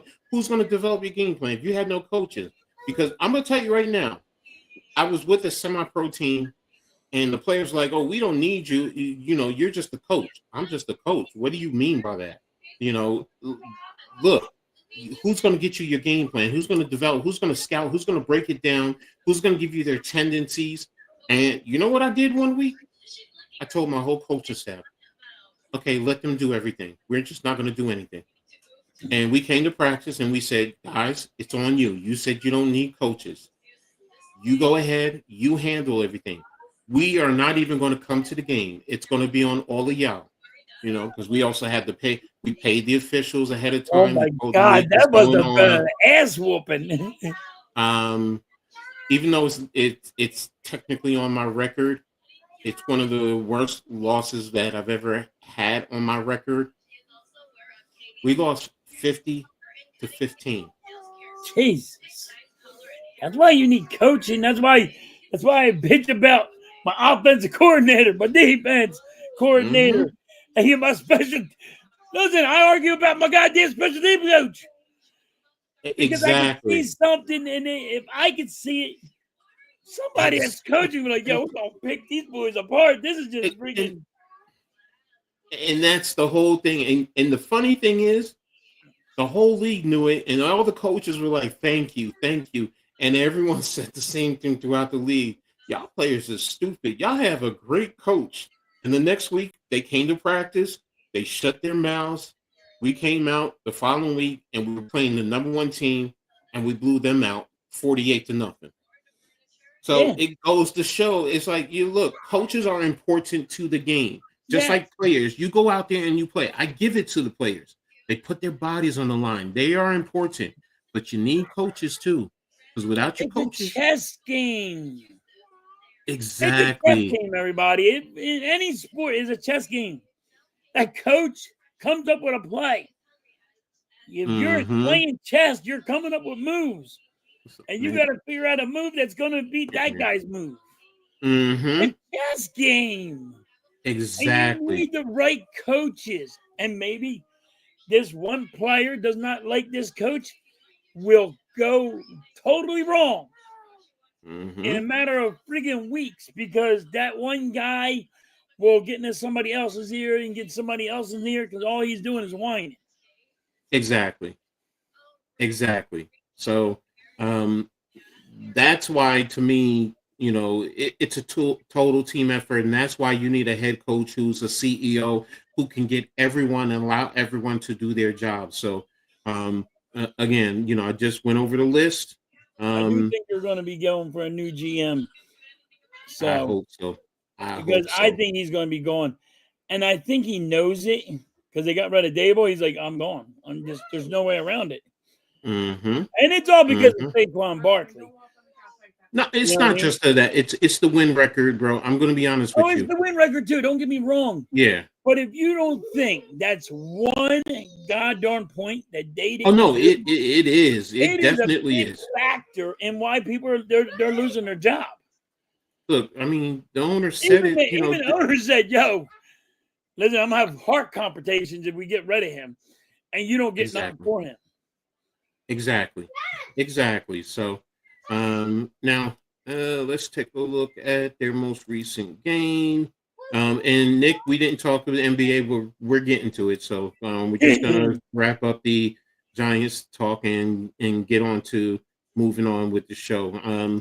Last week against the Bears, lost 24-20. Another reason why Dable lost. Remember, 4 games where they've been up double digits and they've lost those games.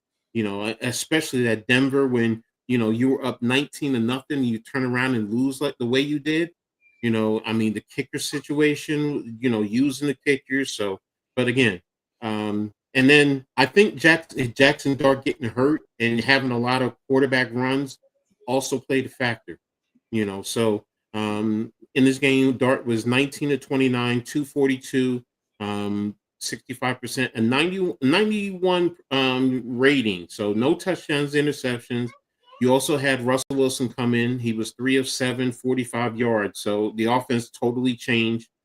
Tracy, 71 yards rushing. Darius Slayton, good game. 4 targets, 4 receptions, 89 yards. So, it just, and then defensively, Newbin led with 7 interceptions. Did we get any sacks? No sacks. That's another thing, with the defense. The defense is not producing, especially, in the closing moments. You're losing, in a sense, you're losing the game. Some of that I do attribute to offense. Everybody blames the defense, but, when you're up, the offense should be running a lot more, especially with 5 minutes left in the game and you're up 14 points. You should be eating up clock. Yeah. So, so that led into their loss, and, that's a big factor to, the Giants' loss last week. I mean, heck, first series, 10 plays, 42 yards. You go up 7-0. Come on, man. Come on. I'm sorry, not 7 plays, 80 yards, and tie the game 7-7.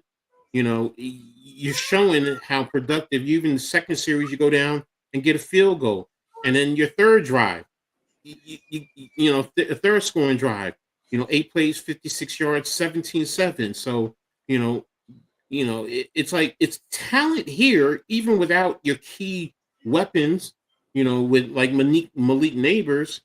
There's talent here. It's just you need the coach to really get the talent out of this team to have them produce. So, but what was your thoughts on the Giants game against the Bears? Like, you knew they were going to lose to the Bears, but it's like, how is it you get so close, but you can't keep the lead? You're always getting right. You're always losing the lead, and I'm always like, is it the defensive coordinator? Like, is he the issue? What's the issue? I know Dable's an issue, but is it? The defense is giving up a lot of freaking points. That also can be about the head coach, because the head coach. If you're not gonna run the ball and try to kill the clock, and you're trying to put points on the board and you're throwing it, And why would you put your quarterback at risk? I do not know. As Mm-hmm. much as he puts his quarterback at risk, that young dude has an arm. Let him use it. Look, halftime, I'm not saying he's not tough, and there aren't times where you do run quarterback powers, especially that first touchdown. He was untouched. Good call. But the number of times you run him, and then look at what happened there, because they were running power to the left. Illuminor was pulling around, and he was waiting for him. If you go back and look, he's slowing down, waiting for Illuminor to get there. He's trying to push him, and then he gets hit from his left side, which caused the fumble, and then he goes down. Somebody falls on top of his head, which led to the Now he has a concussion. concussion. So why do you put Exactly. your quarterback Why at do you risk? put exactly where you want to do power? You can do power with your running back sometimes. Listen, I You got know. Jalen Hurts as my quarterback. Mm-hmm. Every time the dude runs, I'm worried about him getting hurt. Mm-hmm. Mm-hmm. Now, they listen. One of the Eagles' greatest, Randall Cunningham. Mm-hmm. All right. We had a team. We were going to the Super Bowl, and he blew his leg out. Mm-hmm. And guess Remember it. what? You know what happened? That coach got a lot of shit because Randall Cunningham Mm-hmm. ran too much. Don't Mm-hmm. run him too much. I mean, I get it. You're going to run, but don't run him too much. No, and that's the point. And, I get having a mobile quarterback, an elusive quarterback. He's good at avoiding the pressure in the pocket Right. at times and He's getting a outside. scrambler. Let him scramble Yes. back there. Yes, there are those moments, but I'm with you. Look, I don't coach scared. I don't believe in that. I get it, but in the same token, you got to be smart. The Right. quarterback in this day and age is the most important position. Everyone keeps stressing it. So unless you got an elite backup behind him, and we got Russell Wilson, woohoo! So there you have it. I put that on Dable too about Russell Wilson. I think that's why Russell Wilson. I think They didn't use him. I don't think Dable just don't use his offense right. I think Dable destroyed his Even confidence Dable when he was more. with Green Bay, Brett Favre normally said, "Fuck you" to him. I'm going to be me. It's. I think he just really shot his quarterback. Took away his confidence. So, but hey, there you have it. So let's take a look at a glance. The Giants are hosting the Packers tomorrow. The Packers are coming in, off of the loss to you guys, and offensively, they're 23-7, 15th of the game. The Giants are 24th. They've had some points production. So, yards per game, 349 for 12 for the Packers. The Giants are 14, 332. So you can move the ball. Time of possession, the Packers are 13th at 30.5, while the Giants are 17th at 30.5, too, a little bit under. Total sacks, the Packers have 22. They're 14th. The Giants are at 21, which is 18th. Should be more with the line that you have. Turnovers, interceptions. Green Bay has only 3. They're 28. The Giants have 4 at 26. So, point differential is not that well. If you look at the breakdown, Love is 2,247 yards on 69% completion, 13 touchdowns, 3 interceptions. Dart, 1,417 yards on 63% completion, 10 touchdowns, 3 interceptions. Jacobs, 608 yards on 162 attempts, 11 touchdowns, 3.8 average. Scabble, who's now out, 410 yards on 101 attempts, 5 touchdowns, 4.1 yard average. Receiving, Kraft for Green Bay, their tight end, 489 on 32 receptions, 6 touchdowns. And then Waddell Robinson, 602 on 53 receptions, 2 touchdowns. So there you have it in injury report. Green Bay looks like Golden he slightly participated while Hobbs did not participate. I think McManus, I think he's downgraded to he's out. And then the Giants, the mass unit. Adebo did not participate. Jackson Dart, he's out with a concussion. So, and then everyone else seems to be coming back a little bit more. So it's going to be interesting. My take is, can the Giants get after Jordan Love and get pressure on him and see him continue to play that he's been playing? I mean, a lot of this is going to be on the coaching. We're going to be paying attention to that. What is this coaching staff now that Dable is gone? Is it going to be different? How do the players play? How do the coaches coach? The team shows that they can get out early. It's just the fourth quarter. Can they close? And I think that's really where it comes down to, with the Giants. And then on the flip side, can you control Green Bay's defense? Because they do have a good defense, and can you not let go all over the place? Rashawn Gary and they just brought over from Dallas. Damn, why am I forgetting his name? What's his name? The linebacker they just brought over from Dallas. Parsons. Sorry about that. Oh, Parsons. Micah Parsons. I even forgot about him. He's been not even he hasn't been even really that good with the Giants. I mean, Green Bay. Now, after the first game is just that, I expected that because, look, he's going to a new team.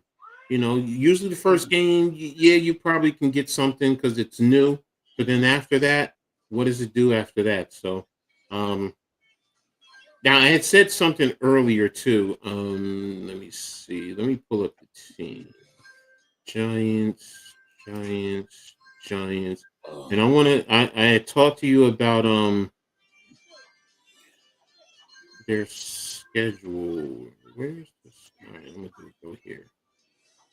So I want you. Before I do that, what's your thoughts on the Packers Giants game tomorrow? What do you think it will happen in the game tomorrow? Well, for my fantasy football, I need Jordan Love to light it to bring up again. Hey, okay. So I need Jordan Love to get like 10 touchdowns. Oh, come on, 10 touchdowns? No, I'll be honest with you. I need him to do good, but I mean, I think once you get rid of a head coach or you get rid of a coach, the team plays different. And they play, hey, we got a chip on our shoulder because you fired somebody. So we're going to start winning games. So the way Green Bay's been calling plays, Giants might pull one out and be like a shock to everybody. But I got Green Bay winning. I just think Green Bay is just going to start picking on the Giants, saying, "Look, see how good we are. We might have a bad game against the Eagles, but we're back." So you got. I mean, there's a catch-22. I hope Jordan Love does good just for my fantasy football. That's all. This could be a get-right game for Green Bay. I got you. I got you. I know exactly what you mean. So, but I wanted you to don't just throw the Giants away. No, that I'm not doing. As they you get rid of somebody or get rid of a coach, they'll play with a chip on their shoulder. Every team does this. And you're like, oh my God, they won a game, and oh my God, this is the new offensive coordinator, and he's going to be the coach. Because they won this game against Green Bay. Exactly. Some hype if they win. Now let's take a look at the remaining schedule for the Giants. Remember, I had said, there were reports that some people say the Giants will not win another game this year. Oh, they'll win one. Let's see. After Green Bay, they go to Detroit. Okay. Then they go to New England. Okay. Then it's a bye. Okay. Then they host the Commanders. Right there, they're going to win. They host Minnesota. Right there, they're going to win. They go to Vegas. Wait, you know what? They'll definitely win Vegas, and maybe they'll lose against the Vikings, but they're still going to win 2. Okay, and then the last one is hosting Dallas. So that's their remaining schedule, and that's why it's like it's a catch-22. If they beat Dallas at the end. Here's the thing too. Last thing I want to get at before I get out of this one. Do they have it? Let's see. The Giant here. I'm gonna go in this one. How many you got, Coach? You got any wins with the Giants? I got possibly one, maybe two. Okay. Look at where the Giants are in terms of the grand spectrum. They're right now the number 3 team in terms of draft positioning. Oh, so this is what's going to happen then. All right. New prediction. Guys going to fuck this up, y'all. They got 3. They're going to go back to 6. They're going to win games, and you're all going to be like, why the hell are you winning games? Here's the thing. There are several Giants fans that are on Twitter that are, oh, we can't win. We got to stay there. We hopefully we can get the number 1 position, because if we get the number 1 position, which I understand the logic. Let me say this, because I'm not a tanker. I'm just not. I'm a competitor. I don't believe in tanking, but I understand the logic. Where if you get the number 1 position, you already have your quarterback. So what you want to do then is sell out and get future picks as well as other picks later in this year. You can trade that pick, get more picks. And I get it. So, and if you look at who are the quarterback needy teams, the Jets, the Saints, the Raiders, the Browns, the Dolphins. Some even argue Arizona. So it's like, okay, there are some teams that, you know what, if you're in, to me, if you're in the 3rd spot, you still have a chance to Tennessee. I don't think on Tennessee, I can't see trading out. And it's not for a quarterback. Depending on who's rated number 1, if it's like an edge or a tackle, I could see them taking that, unless they're moving down to say like 4, then I could see them trade out. The Jets, I think, are going to take a quarterback. If they stay at number 2. Oh, they got to pick a quarterback. I told everybody about that damn quarterback. Told his ass. Exactly. Thanks, Nick. I really appreciate you, bro. Thank you, man. Much respect. So, but that's going to be it. Oh, next thing I just want to touch on, Jameis Winston makes his first start as a Giant. Russell is the backup. The question I have is Russell Wilson done in the NFL? Because he's not going to come back to the Giants. So is someone else going to pick him up, or is he completely done? Yeah, because if friggin' Carson Wentz has a job, then he'll have a job. He might be a backup. He might be a backup for Kansas City. He might be a backup for a team that doesn't really need a quarterback. But if they get into the playoffs and something happens, the Vikings might go for him. He's not going to lose. He'll always have a backup position. Maybe he'll go to the Rams. Well, I will say as a backup. No, I get you. Not a starter. Well, I will say this. All right. And depending on his wife, to be brutally honest, I could see him with the Jets. The Jets? Yeah. Number 1, because here's the joke that I've been saying. His wife loves it in New York because she gets to go into New York City. She gets to deal with her fashion, music. And if you're in the Jets, they're still right across the river. So it's not like it's a hop, skip, and a jump. It's not that long of a drive. You're only 45 minutes away. So I can see her saying, well, if the Giants don't bring you back on the cheap, you better go over to the Jets and get over there somewhere so I don't have to leave New York. Right. So now that's a joke. I'm joking. Or she'll be like, well, I'm not leaving New York. Your ass got to go wherever you got to go. Yeah, exactly. So, see you in the week. See you when the season's over. Realistically, no. But I mean, I'm with you though. I'm with you. He's going to be a backup from here on out, unless he says no, I'm done, and I'm just going to go on with my life, and whatever happens with the Hall of Fame happens with the Hall of Fame. So, but that's going to be it. In terms of the NFL, I'm not gonna do it. I was gonna do it. No. But now we're gonna move on to the question of the day. All right. So everyone think about it. It's a technological type of a question. So that's a little tease. So question of the day is, what would you do with your time if you didn't have your phone for a weekend? And I'm talking about from Friday night, Saturday, and Sunday. You had no cell phone, not a regular house phone or corded phone that you need to call for. But I'm talking about where you So can you mean no Google, internet? You no mean no internet. internet? Just take the iPads and take the computer Yep, away. yep, all that stuff.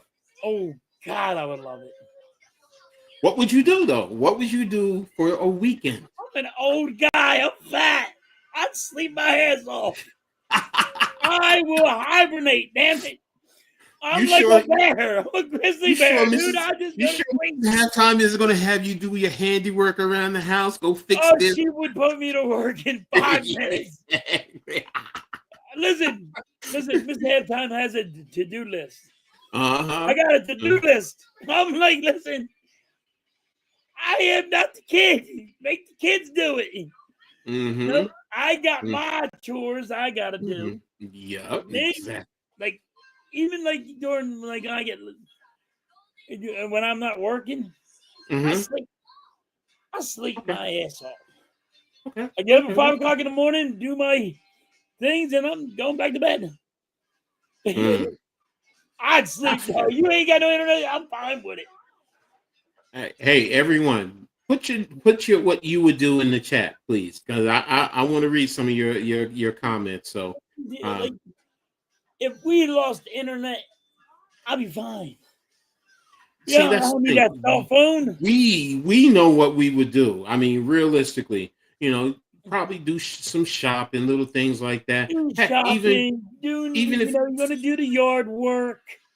here's You're gonna stay busy. I mean, I do say sleep, but I look, can't you'll take the sleep. kids to maybe to the amusement park, maybe even You to a take the movie. kids to the ballpark. You take the kids to the movies. Exactly. You go Here's out with the kids. You do something. You go out to dinner with the family. exactly. There's enough to do over the week because we used to get up, go play for all of Saturday. Heck, no, here it is. No, first you would start watching your cartoons. Maybe some kung fu flicks. Then you go outside and you play, and you be going all day as a kid. So I got there's kicked things. out of my house. My parents like, get out. Just get out, never come back. Exactly. Don't come Exactly. back when the streetlights come on. Mrs. Halftime says she would read. That's a good one. Now, Miss That's a good Halftime one. loves to read. Exactly. She reads books and books and books. I'm like, dang, man. I'm like, Exactly. but she does it. She like, and she gets focused and she gets zoned in. She's zoned in her little book and don't bother me. I'll hit you with a frying pan and there you go. See, now because I don't have any kids and I'm by myself, yeah, read. Look, one of the things right now because of my physical situation, yeah, I would do a little bit more exercising, go for walks. I mean, if I have no computer, none of that stuff, I mean, yeah, I just listen to music. I'm gonna be honest, I'll put on some music and put really on. get into some old school classic, some real old school classics, man. I mean, just chill, I mean, but yeah, Yeah, reading, different books, I mean, hey, even pick up doing some scriptures, I mean, things like that. I don't need the computer, and that's the thing where I don't use. I'm only on the computer mhm, just to do this. okay, I okay. don't need the computer. I don't use like I don't look up computer. Like I won't look up stats. I mean, back in the day when before fantasy football, I used to use fantasy football without a computer. I can go back and do it the old school way. Look, even using a computer today, I'm not like I don't play games on the computer. I mean, do I social media? Yeah, I do. I admit I do. But I'm also seriously, I'm in here looking at football videos, man. I mean, I got a site for college football, NFL. You have the all 22s that you can go look at. I got stuff from my semi-pro days. I pull up, I just had one of my players hit me up on Thursday. He's like, Coach, do you have this game? So did my research, pulled it up. I said, this the game? I even told him, oh, you want me to break it down? You want me to do clips for you? He's like, no, I just want the whole thing. I'm like, cool. So, that's what I'll use the computer for a lot more of, outside of streaming. So, but I'm like you, I'm with you, doing research. I mean, I'm doing, trying to study a little bit more on AI, the tendencies and things to be better proficient at it. So I use it like it's a library, Right. because that's how. I've been. That's another thing. Like if I had the internet, I'll search up stupid shit like 3-Eye Atlas and freaking UFOs. And, my wife look at me, my son look at me like, what's wrong with you? Nick says he would go to Ponzio's with Mitch and Mitch in halftime. Hey, there you go. There you go. There's nothing wrong going out and getting some good food, hanging with some friends, going to the local pub and getting your fill on some good ale, some good ale, some good beer, whatever. Hang with, that's the thing. Today's generation is so hooked on it, they don't understand that you could do so much more. Perhaps early, I started a garden. Exactly. See, there you go. Gardening. By the way, I killed her garden. You did? What did you do? Didn't do shit. How did you kill her garden? You literally just use her away. She was in the hospital for a week. Okay. I didn't take care of it. She's like, my tomatoes are dead, but this is dead. This is dead. You didn't even at least water it and put the manure on that. That's where YouTube comes into play to help you. You could just, how do you work on a garden? Listen, Coach, when I was a kid, my dad used to always make me go pick on a farm. Mm-hmm. And I told her, I said, yo, anything happens to that garden, I want to hear nothing about it. I ain't doing it. Listen, I picked on a farm. I ain't doing that shit no more. Look, man, I wish I could have a garden because the amount of vegetables, you would be healthier, eating healthier. Shoot, and that would be, for me, to be honest with you, with my neuropathy, that would be therapy, man, because that would be physical activity and that would help with working and help with your movement and your exactly. Your hands so, see, ladies and gentlemen, you don't need your cell phones as much as you think. You don't need your cell phone. No, you don't. And don't get me wrong. The cell phone's addicted. Yes. You can go to TikToks, YouTube. You can do all this stuff. Mm-hmm. Back in the day, like the old people, they don't need it. Nope. You younger people will have a heart attack without your phone. Here's the thing. Go to a library, an actual library. Yeah, go to a library. Pick up books.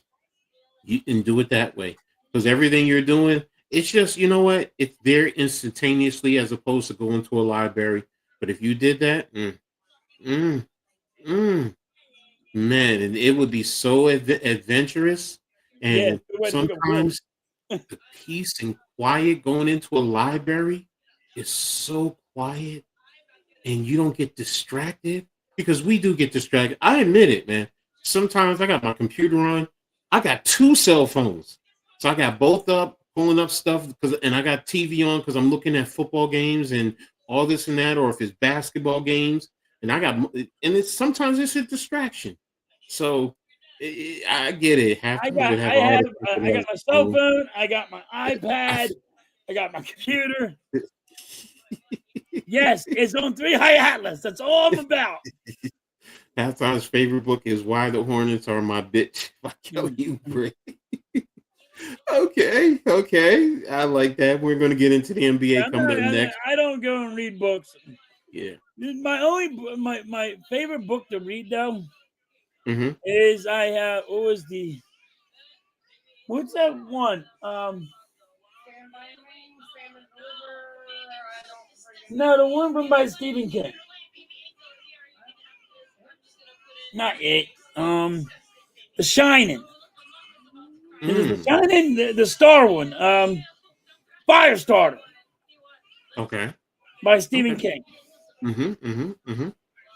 Okay. Yeah, I get you. and The Outsiders. If you go look at the book, read the book Outsiders, you went to the people that went to school in the older heads had to read the book The Outsiders. I like that book. And there's only two. There's not any. I don't read. I'm not going to sit there and read books all day long. Yeah, no, see, I can. So as I tell people, like I'm not a visual learner. I'm a reader to learn. Right. So I have to read to process it in my brain. And then I can go to all the other types of learning, audio and visual and hands-on. He'd rather torch books. Yes. Yes. Let's see. I will torch a book quick as shit. But you don't realize what you're doing. What books do is they create imagination. Some of those books that you're torching don't mean shit. No, what inspires by say imagination. Yeah, that's the passion. Reading Rainbow over here. I know. Yeah. So there you go. So but yeah, there you go. That's the question of the day. Appreciate everybody for tapping in. So and again, realistically, all seriousness, we don't need the iPhones all the time. It's good. It's a good resource. Look, nowadays when we're driving, you can use it as a direction as opposed to the old school where we pick up a map and pull over to the side of the road.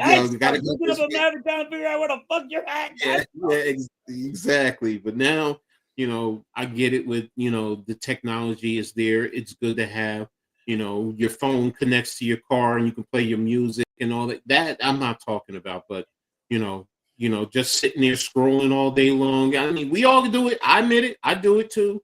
But you know what? To pick up a book sometimes, I don't need the whatchamacallit. And if I'm not going out sometimes, put on a good movie on TV and just sit back and veg and enjoy the movie.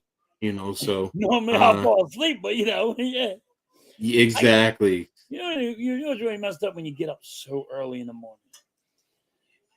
And you know what I mean? When you get up so early in the morning, like when I get up, I gotta get up because it hurts.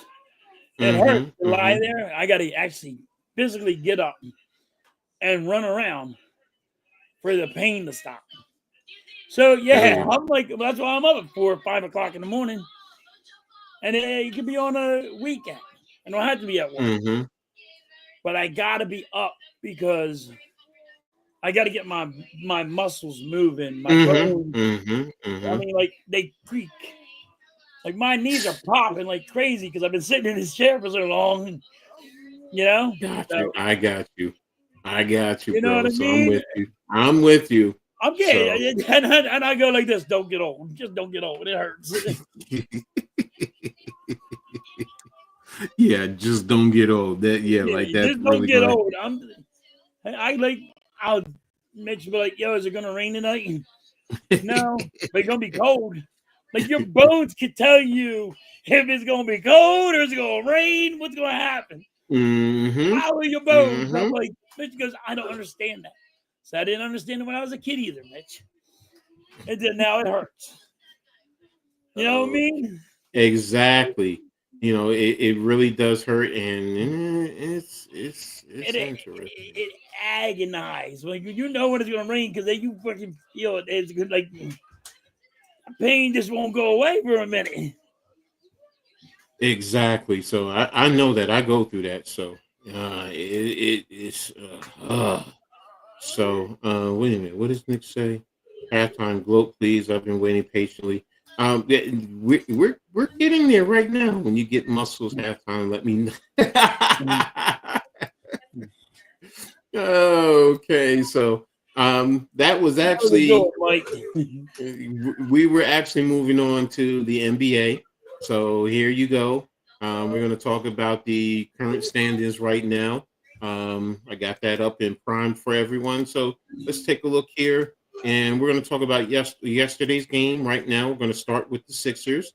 Took on Detroit, and I was looking, and I saw you guys were winning, and I was just like, okay, they got this, And then I really dived back into the Knicks, and next thing I know, I'm like, y'all lost. What the heck happened? So, Oubre went out. Yeah, no, you told me that. Yeah, so I didn't know that. So 114, 105. So this is the group standings, because this is all about the group play. So you guys are tied with the Nets at 0-2, and with the Celtics in between y'all, and then Detroit and Orlando tops in Group B. So but talk about yesterday's game. And it says here, shorthanded Pistons win 9th straight game beating you guys. So, but talk about what happened. Let me see. Wait a minute. They were without Cade Cunningham, Tobias Harris, Asur Thompson, Jalen Duran. Yep. And y'all still lost? Yes. They had almost the whole team out. Listen, Coach, we would have won the game if it wasn't for Kelly Oubre in the fourth quarter. He was out with a hyperextended knee. And I know you can look at his stats, does not tell you Kelly Oubre did good at all. But Kelly Oubre's defense, his presence on the court matters, because soon as he was off the court, then Pistons said goodbye. And they took the lead and never looked back. Wow. A lot of people are not liking. Listen, the wins that the Sixers have, it's been because of Kelly Oubre, I believe. Kelly Oubre really had lit this thing up this year. His stats for this whole year has been awesome. And he got us a lot of wins that we shouldn't have had. Okay. Embiid didn't play either. I didn't know that. Okay. Yeah, I'm looking at your points and your plus minus. Oubre is minus 14, minus 15. Drummond was plus 4. Tyrese Maxey, 31 points, but he was minus 10. Quentin Grimes, how's he performing for you guys right now since y'all signed him? Who, Grimes? Yeah. Grimes off the bench has been awful good. I mean, he's giving you almost 20 points. He's giving us like almost 20 points. Yeah, he got 9 yesterday, so okay. Yeah, but he's been doing, like, it depends on like how we use him. Like, he sometimes don't get the minutes that he needs. So he gets about but he's been getting he does good. 15 to 20 in that area sometimes. Wow. Edgecombe lit it up last night. He had 18 points, yeah. That's good. Yeah, it was 6 of 15 overall, 4 of 8 from 3. So, yeah. That was, man, let me see the couple of standings. BBC. The Knicks are 1-1 out west. Minnesota is 2-0. Okay. Clippers are 2-0. So some teams out west are really stepping up for group play. So. Oh my God, my knee just popped again. You all right, bro? Yeah, my knee just popped. Okay. Oh man, you know how it is. And let's look at the overall standings in the division. You guys, like I said, you're one game behind us, tied with Toronto at 7-5. So if you guys are not good, we're not good because we're 8-4. Detroit 11-2, but the rest of the conference, I mean, 8-5, 8-5, 8-5. So, but again, it's the Sixers now because Kelly Oubre is going to be out. I think but for how long? We're going to lose some games. But what about Embiid? Is Embiid coming back? He's coming back, but he plays a game. I get it. 2 games. He plays a game. He'll sit 2 games. What but about Embiid Paul is Reed? not Embiid no more. He's only Embiid gets 20 points, Coach. Mm-hmm. Mm-hmm. He's only doing 20 minutes a game. He's only getting 20 points. But that 20 points is still better than a lot of other guys in the league. So Right. I mean But that like Embiid was always getting 35 to 30. I get it. I get it. But 40. that's why you have Edgecombe and Maxey and the other guys now. So Right. Grimes, now when you get Paul George back too, that's going to help you. Oh, Now, I'm yeah, not saying he's going to be. See, Paul here's the George will thing. help. I'm Paul not George saying will. they're He's worried about his elite, goddamn YouTube channel. but here's the thing though. When they're out there on the court, they help the other guys. That's what you need them for. Right. And they're a key piece that's going to help you be better. So, I think you guys are going to be much better than you're giving yourself credit for. Yeah, they have to. I think right now you want to get them ready for the playoffs more than anything, not for the regular season. I still don't think the Sixers are going to make it. You don't think they're making the playoffs? Yeah. You're crazy. What do you mean? Bro, you're crazy. I was crazy last year too, and we didn't make the playoffs. Look at the East, though. Boston, you do don't get expect it. them. I know Boston's hurt. I mean, Chicago is slowing down after their start. Indiana, 1-11, out of the South. Other than maybe Orlando stepping up and maybe the Heat, depending. I don't trust Atlanta right now. So if you look at the Sixers' next 5 games, Mm-hmm. you might get 2 wins. Where's the next 5 games? So you host the Clippers, you host Toronto, you're at Milwaukee, host Miami, host Orlando. So you have 4 games at home. Yeah, and you're going to win what? I'll give you the Clippers. I think it depends. The Toronto, I think you can get them.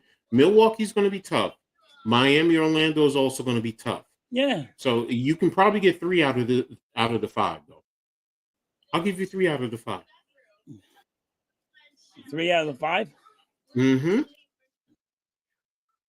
Dude, I'll take it because I don't think it's going to be that. Okay. I think we're going to get 2 out of 5. Well, we'll see. We will see. I mean, you guys, like I said, I think you guys are much better than. I could be wrong. I could be wrong. But go ahead.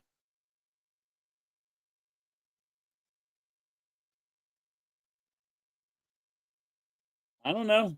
I don't trust. I don't trust Embiid. Don't trust Paul George. And when Paul George and Embiid gets in, a lot of people going to be sitting down. Where's points per game? Here it is. Okay, points. Tyrese Maxey averaging 32 points a game. Embiid's at around 20. Oubre's at he's on fire. 17.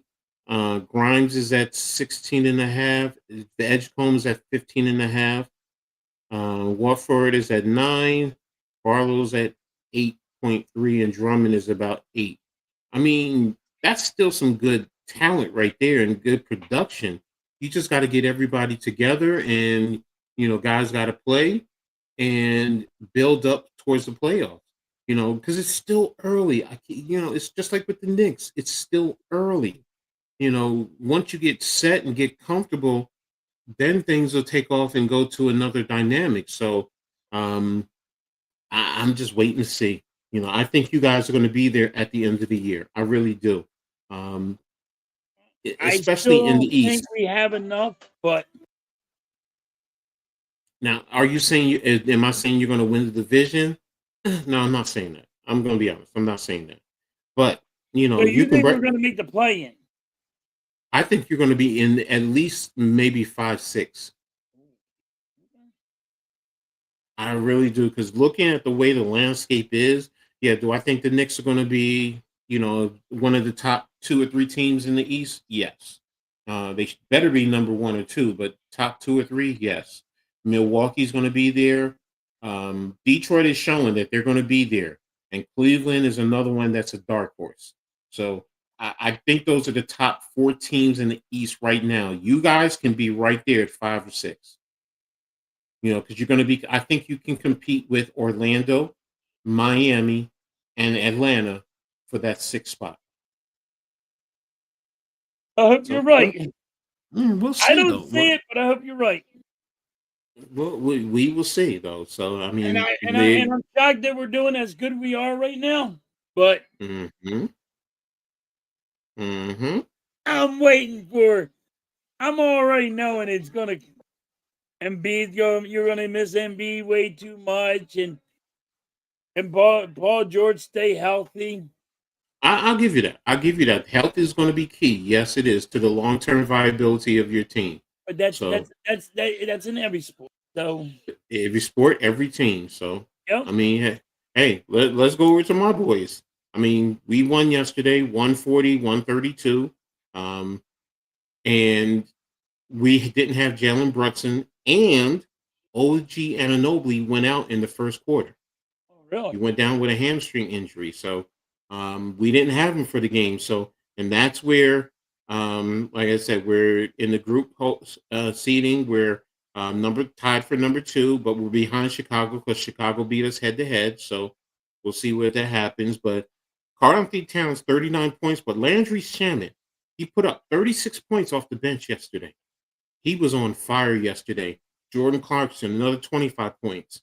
Bridges, 15. Josh Hart had a triple-double, 12, 12, and 10. So, like I said, Brunson was out. OG went out. And then for Miami, Norman Powell had 38 points.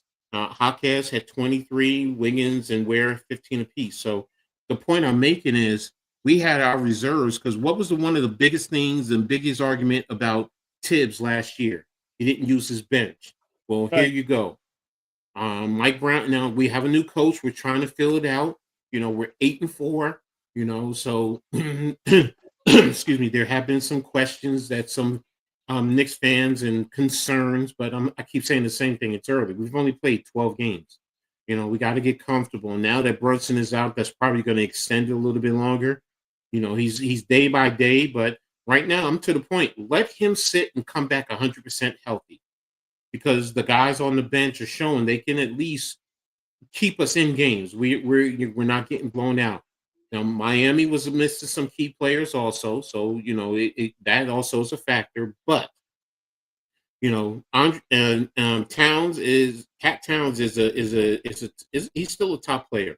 He might not be top 5, but you want to say he's top 15, top 20-ish. He's still someone you have to respect his game. So Andre Drummond can look like a top 5 center in the league and the sole worst player in the league, all in the span of 1 quarter. Yeah, Drummond's been hitting threes, so I can deal with Drummond. yeah, but I didn't Drummond think is. Drummond, like I was worried about Drummond being healthy, but he's been hitting threes. He's been showing something. Mm-hmm. Mm-hmm. So, as far as the Knicks, I mean, they blocked the punt. Sorry, got a football game on too. So, um, as far as yesterday, the Knicks showed something. They most of the game they were up double digits. In Miami, closed it down. So, but again, like I said, I mean, it says the Knicks trailed 62-61 in the second quarter before Towns connected on a 3 and free throws, and they never trailed again, leading 78-68 at the half. So, as you see right there, they went on a 17-6 run to close out the quarter. So, they were up at one point 125-110. So, like I was saying, they played well. They were showing some zone. I mean, they have the number 2 scoring offense in the league. So I mean that tells me everything I need to know. They have talent. They just got to get it together. They're going to be tough, but injuries are going to play a role. Look, we lost key players, but guys got to step up. Your bench has to step up. That's why I keep saying about you guys. We didn't have 2 of our key starters. And and I understand about Embiid is not the Embiid of years ago. I'm not looking for that. But if he's giving you 20 points a game, that's something you have to respect in the NBA. And that's how teams are going to defend you. Yabu is barely playing, man. He came in out of shape. Wow. I wonder how he's fitting into what they're trying to do. I don't know if they just want him to lose the weight, but he's barely playing. I don't see the same player that I saw with you guys last year. I don't. So it's Sixers did a good move by not bringing Yabu back. hey, maybe like I said, he's not in shape. He's really not. I think that's the biggest thing. I think if he can lose the weight and get back in shape, then he could be a better player. But right now without him, and and the plus with Mitchell Robinson, they're playing him. They don't play him back to backs. So it's because of his injury coming back. So we're limited in terms of size. They're not playing hot 40. He's out of the rotation. So once Mitchell Robinson is out, Josh Hart is our next quote unquote big. So it's back to last year, but they're buying in and they're playing well. So, and it's working, and they still got to develop, but they're going to be a tough team. My expectation is still the same, man. It's still the same. Yesterday's box score. Let me see. Here it is. Oh, Yeah, Carson Wiggins had 15. So they had 2, 4, 6 guys in double figures yesterday. The Knicks had 2, 4, 5.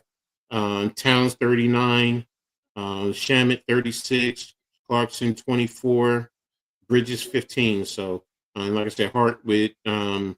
Yabusele, here it is. He had 3 points. He was 1 for 1 from 3. And it looks like he played minutes. He played 6 minutes yesterday. So there you have it. He's not playing. So, and on the season, let me find the team. The Knicks. Let me tell them I can't reach. Team stats on the season. Players. And where's your points? Points. Here it is.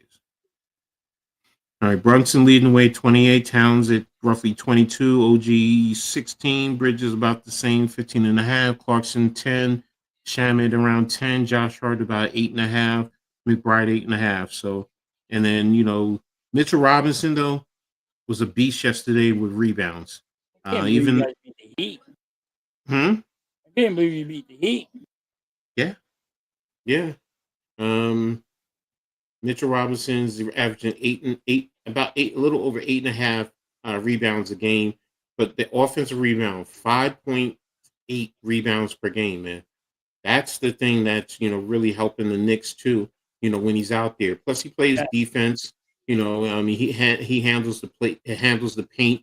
So, and like I said, the offense, it's very productive, man. Team number 2 offense in the league. So and Miami was number 1. So there you have it. So it's going to be interesting going forward. There's a long basketball just started. You got a long bunch of games. Exactly. So and I didn't look at the Knicks schedule. Sorry, that's what I forgot to look at. We did with you. 5. Yeah. What's the next 5? Hold next on. 5? Let me pull that back up. Okay. How many wins do you have? Schedule. And here we go. We are at Miami on Monday, at Dallas, at Orlando, at Brooklyn, at Charlotte. 1, 2, 3, 4, 5. Yeah, we're on the road the next 5 games. So Miami's going to be tough, man, because they're going to want revenge. Dallas, they're a revenge game. Dallas is, what Dallas am I going to get? Or because they're that they just fired their GM, right? You don't know what night you're going to get. You don't know what you're going to get tonight. Exactly, and again, they just fired their GM, so how are they going to hold to? Orlando just came into New York and beat us, and they played very physically against New York. So now do we want revenge? Of course.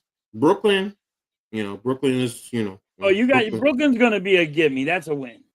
it's always still a fight because they're still city teams. So but yes, am I expecting them to handle them? Yes. Same thing with Charlotte. So I think at best, I mean at worst, they should come out 3-2.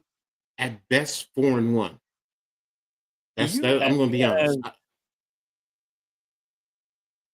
I think 4-1. The key is going to be the Miami and Orlando. Can they split those two games? If not, right? get them. But now if they can get them both, then I'm going to expect them to sweep the 5-game series. So I'm going to be honest.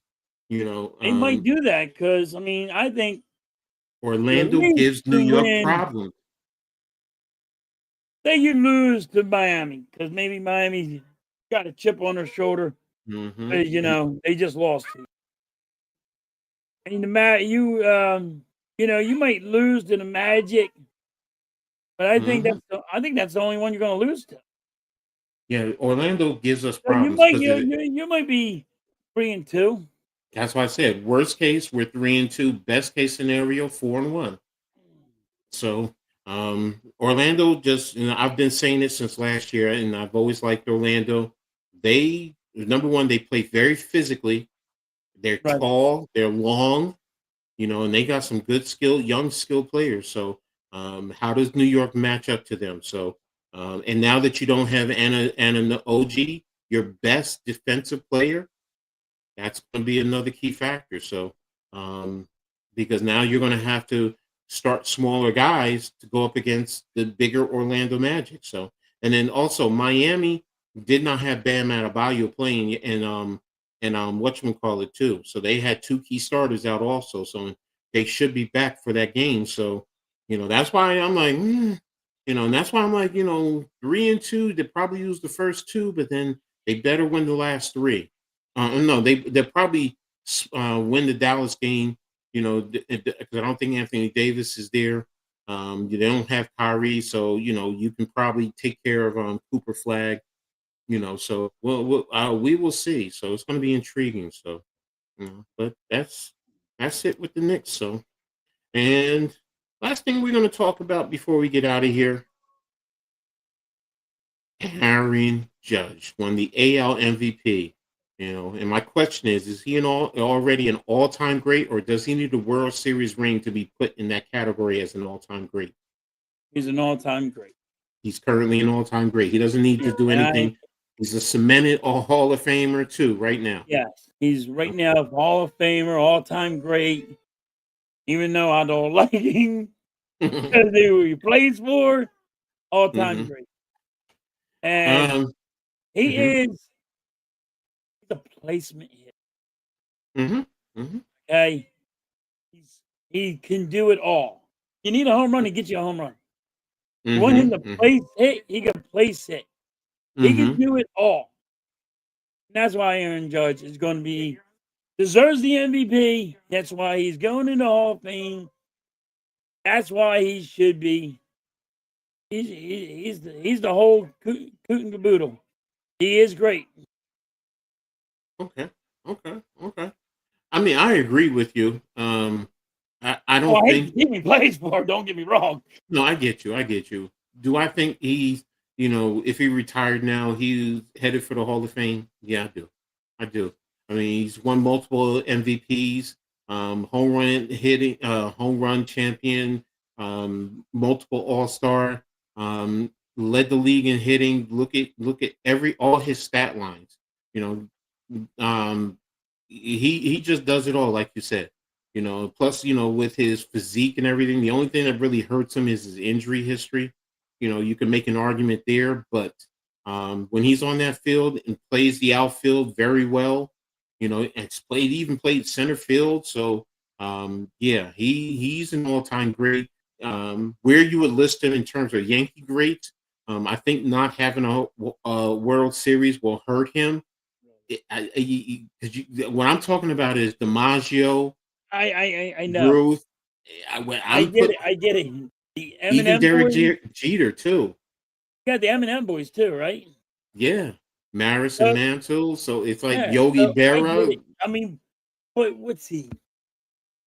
At least top 8, right? I'll give him top 10 right now. I'll All give him right, top top 10. 10. I'll I give him mean, top he's 10. still up there. Yeah, The dude's no, he's up. phenomenal. But yeah, you got You know what? DiMaggio and all them. I mean, Well, let me go back because Ruth, DiMaggio, Lou Gehrig, got them. Mantle, Derek Jeter. I'm sorry, He's better than Derek Jeter. Don Mattingly. I give him better than Derek Jeter. Derek Jeter is more clutch than he is. This is why Derek Jeter is up there. I mean, and it's not even about the World Series. It's about what he did and how he played the game, what he did on the field. Listen, I'm not taking nothing off of Derek Jeter. I just think Judge. Derek Jeter is a better hitter overall. Judge is a better home run hitter. Derek Jeter did phenomenal. What's the one thing everybody, because you couldn't back in the days when they did the shift, everybody said you can't shift against him because he'll hit away. You can't shift him because if you shift him with Derek Jeter is you leave that open spot, he's going to hit it. Exactly. He's a placement. That's a placement hitter. That's what a placement is. Aaron Judge is the same way. Yeah, but he's more of a home run hitter. But Aaron Judge is more. I can put it out of the ballpark anywhere I want. No, I get that. Yes. But he also strikes out more than Derek Jeter too. Right. So that's why this is why I'm putting him in Yankee lore. What he's done, Derek Jeter for the Yankee, and he also has longevity too. So this is why I'm saying because Derek Jeter has played longer. So that's why he's. It is raw. It's a good argument. It's not a bad argument. Now this is me. Like I even put Don Mattingly over Aaron Judge right now, and Don Mattingly never won a World Series. So it's just that I know what Don Mattingly did for the Yankees in that period of time where he was elite, leading the league in hitting, home runs, everything, being out there, Gold Gloves, 9 Gold Gloves as a first baseman. So it's the only thing that stopped. I think he's around top 10, but of Yankees, not of all. Exactly, Victor. Yeah, that's why I'm saying, Judge is a better home run hitter than Derek Jeter because he has better power. Right. But overall, Derek Jeter could hit across the field easily. Jeter is a placement hitter. Yeah. Judge is a combination. I'll give it to you, but Judge also strikes out more because of his swing. He has that looping swing where he has Derek Jeter has that closed always hit. Trying to take it downtown. Out of the ballpark. Exactly. So, but hey, he's still top 10, and like I said, I mean. And I think he's the top 10 one of the best Yankees. Yes. Maybe 8, but in that area, but that's a good thing to be arguing about if you're a Yankee fan. Who's better? Who's a better player right now? Is it Shohei or Aaron Judge? And don't include the pitching. Take the pitching out of Shohei's repertoire. Taking the pitching out of just hitting. Mm-hmm. Just hitting. Even though Ohtani can play in the outfield. Mm-hmm. If he wanted to. Mm-hmm. That one's a close one. But I'm going to give it to Aaron Judge. Barely. And this is like just. I get it. I got to give it to Shohei, man. And it's not even about the 2 World Series, no. Ohtani is good. He's excellent. Yes. But I'm just going to give it to Judge. Okay. Because of how Ohtani acts at the plate sometimes. Sometimes you get nothing out of him, and Judge is and yes, you get it out of Judge too, where you don't get nothing from him. But Judge will get you those hits. The one thing I will say about Judge, though, I have seen him. Maybe he's not bunting, but he is sacrificing because he does sacrifice very well. He's a sacrifice fly. He does that. Yes. Ohtani don't. Ohtani's not the placement hitter, and that's why I'm giving it to Judge. So Aaron Judge steals bases too, man. No. I said placement. No. I'm talking to Victor. Victor said Ohtani, since he can steal bases and Ohtani can hit. No, Judge steals bases too. Yeah, Judge steals bases too, and he hits to all fields too. So and remember, early Judge was out there hitting. I mean, getting stolen bases. Yeah, I think one time he was 30-30 and went early in his career. I think it was 30. Yeah. Yeah, so it's just that Like, because he's like gotten. Clutch does sacrifices. Those Mm-hmm, sacrifice fly in the outfield to mm-hmm, get that guy home. exactly. Or to get those guys over. So Now I will say Otani has had better talent around him than Aaron Judge. yes. Oh So yeah. that which is why Aaron Judge has done it a lot of times by himself in comparison to Otani. Like You know, Otani, they can't pitch around him. no, All right. And you. that's why they gotta pitch him. They can't Mm-hmm, pitch around Otani, and that's why Otani's getting the hits that he does. Because you gotta mm-hmm, pitch to me. Because what are you gonna do? You're gonna the next guy's exactly, gonna hit the home run. exactly. If you're gonna Where walk me, there have been Judge, times when and Judge, Judge, yeah, they don't have to pitch to him. at time, nope. Mm-mm. And you would think when he has Stanton with him, they should have been the new age Bash brothers, but Yes, Stanton has always been injured so much, and but it's he's just always hurt. They yeah. would have been the So next.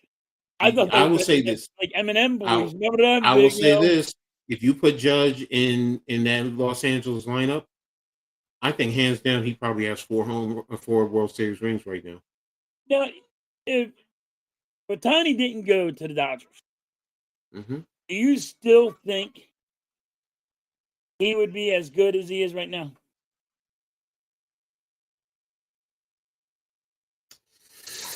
Let him Depends on be. Hold on. what team, No, but no, what no. All team? right. Say he went to Boston.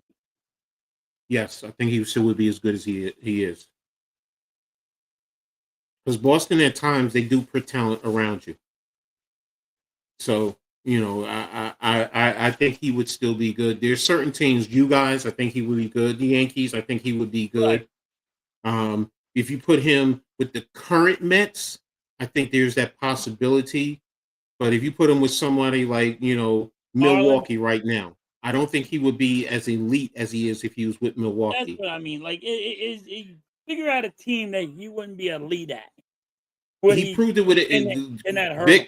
Victor, he proved it because of Mike Trout. I'm sorry. When you had him and Trout, he still had somebody around him. Yeah, he's still Now, got somewhere around him. yeah, that's why I'm trying to think of teams where, like, if you put him with Milwaukee, do I think Milwaukee's a good team? But do I think he would be as elite as he is? No, no. That's what I'm Because thinking. Like, go with a team that's not elite, and would he be no, still as good as he is? no, Don't get me no. wrong. Otani's great, Yes, but but no. you got to pitch. You got to pitch to him. You can't walk him. You can't play the chess game with Otani because the next guy up is going to hit that home run. I'm not familiar with who the Marlins has, but based on how they play, I would say no. I would say no. Teams like the Marlins, Atlanta would probably be a borderline because they do have talent there. But the thing is, I'm looking at do these teams have someone the opposition fears right now when they come up to the plate? So it's a catch 20 through. Mrs. Halftime say what's up to Grega. Put him on the Giants. I don't do halftime. You tell me about the San Francisco Giants. Are they a good team? Would he do well with the Giants? I think he would do well with the Giants. Okay. I really do. I think he would do well with the Giants. Giants, they got a team, but it is, you know, and a lot of people don't like him, but Mm-hmm. Mm-hmm. I think he would make that team organization really good. Okay. Okay. Okay. Man, that's interesting, man. I'm gonna But talk to one of my other. there's just teams I don't think if they had a Tani that he If wouldn't it's be as good as he is.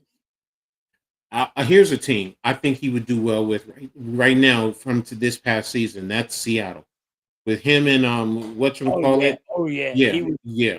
Yeah, he would light it up in Seattle. Plus, there's also there's certain ballparks because Right, he's left-handed, right? So right, if you put him in Yankee Stadium, he's killing it with home runs. That right. alone, right there, So that's why I'm looking at him. Yeah, that's what I'm saying. You know, Now, first of all, if you put him and Judge together in the same lineup, forget it. Oh yeah, Forget it. They better not ever lose a damn game. that would be the scariest thing in baseball. Yes, exactly. So That would. I'm just gonna be honest. I think that would be the scariest thing in baseball. See, if you exactly. had a Tawny and Aaron Judge. Judge on the same team, and they're going right behind each other. Oh my lord! Yes. Oh. There's yeah. You would make it so much easier, especially with the lineup that they have now. Now Stanton has to produce. Jazz Chisholm, he has his ups and downs, but he's still, a good enough player. So I think if you put him on the Rangers, he would do good. Now I'm not familiar with the Rangers lineup, so I mean, you'd have to tell me, So I just know Toronto is another one I think he would do very well with. Right. Put him with Toronto with that line. Whew, man, that would be scary as shit. Yeah. He was with Toronto. Yeah. Yeah. So, last thing I want to ask you before we get out of here, do you know anything about this new Japanese player who's now supposed to be able to come over to the United States once he whatever? No, I did not hear. All right, I have to find out about him. So I got to find out. Yeah. So now you got me wanting to find out. Yeah. No, he's supposed to be. I think he's a shortstop. But he's now has permission to come over and seek whatever whatever they do. You have to pay their home team in Japan, and then he can come over here and sign with whoever. So it's going to be intriguing to see. So I know right now they have a lot of free agents. So we'll see. Put the Pirates. Put him on the Pirates. So Tanya Skeens is a pitcher. He's not a hitter. All right. Come on now. Come on, man. Man. I knew Vic was about to say put him on the Pirates. Exactly. So I was staying away from that, man. So I'll just stay away from that one, Vic. So but seriously, everyone. I mean, it's been a long show, great show. A lot that I know we've been away, so that's why we, really, got a lot of talk in today. So appreciate everybody for being here with us, man. Halftime, man, nothing but love and respect. Hope Mrs. Halftime gets better, gets going. So to all of y'all out there, thank you. You said you got are you doing a hockey game today? I'm doing a hockey game in like 2 hours. Okay, and then you got the Eagles game tomorrow. And I got the Eagles game Sunday night. So make sure you guys tap in to Halftime. So you guys can follow along. Appreciate you guys always being here. So go to Streaming the Flyers. There you go. Nick says it. Called you the GOAT. So appreciate all of you guys, man, for the support, for always being here and rocking with us through the ups and the downs, man. Life happens, but when we can, we're going to be here. So again, appreciate you all. Make sure y'all go into all the associated networks, the Aboriginal Sports Network, the Hardcore Sports Network, Halftime's channel, Coach Edd Sports. Make sure y'all hit the like and subscribe, all that good stuff, man. And I really appreciate everyone. Thanks for tapping in. And until next week, we're out of here. And what do you always say when you get out of here at halftime? Catch you on the rebound. Peace. Peace.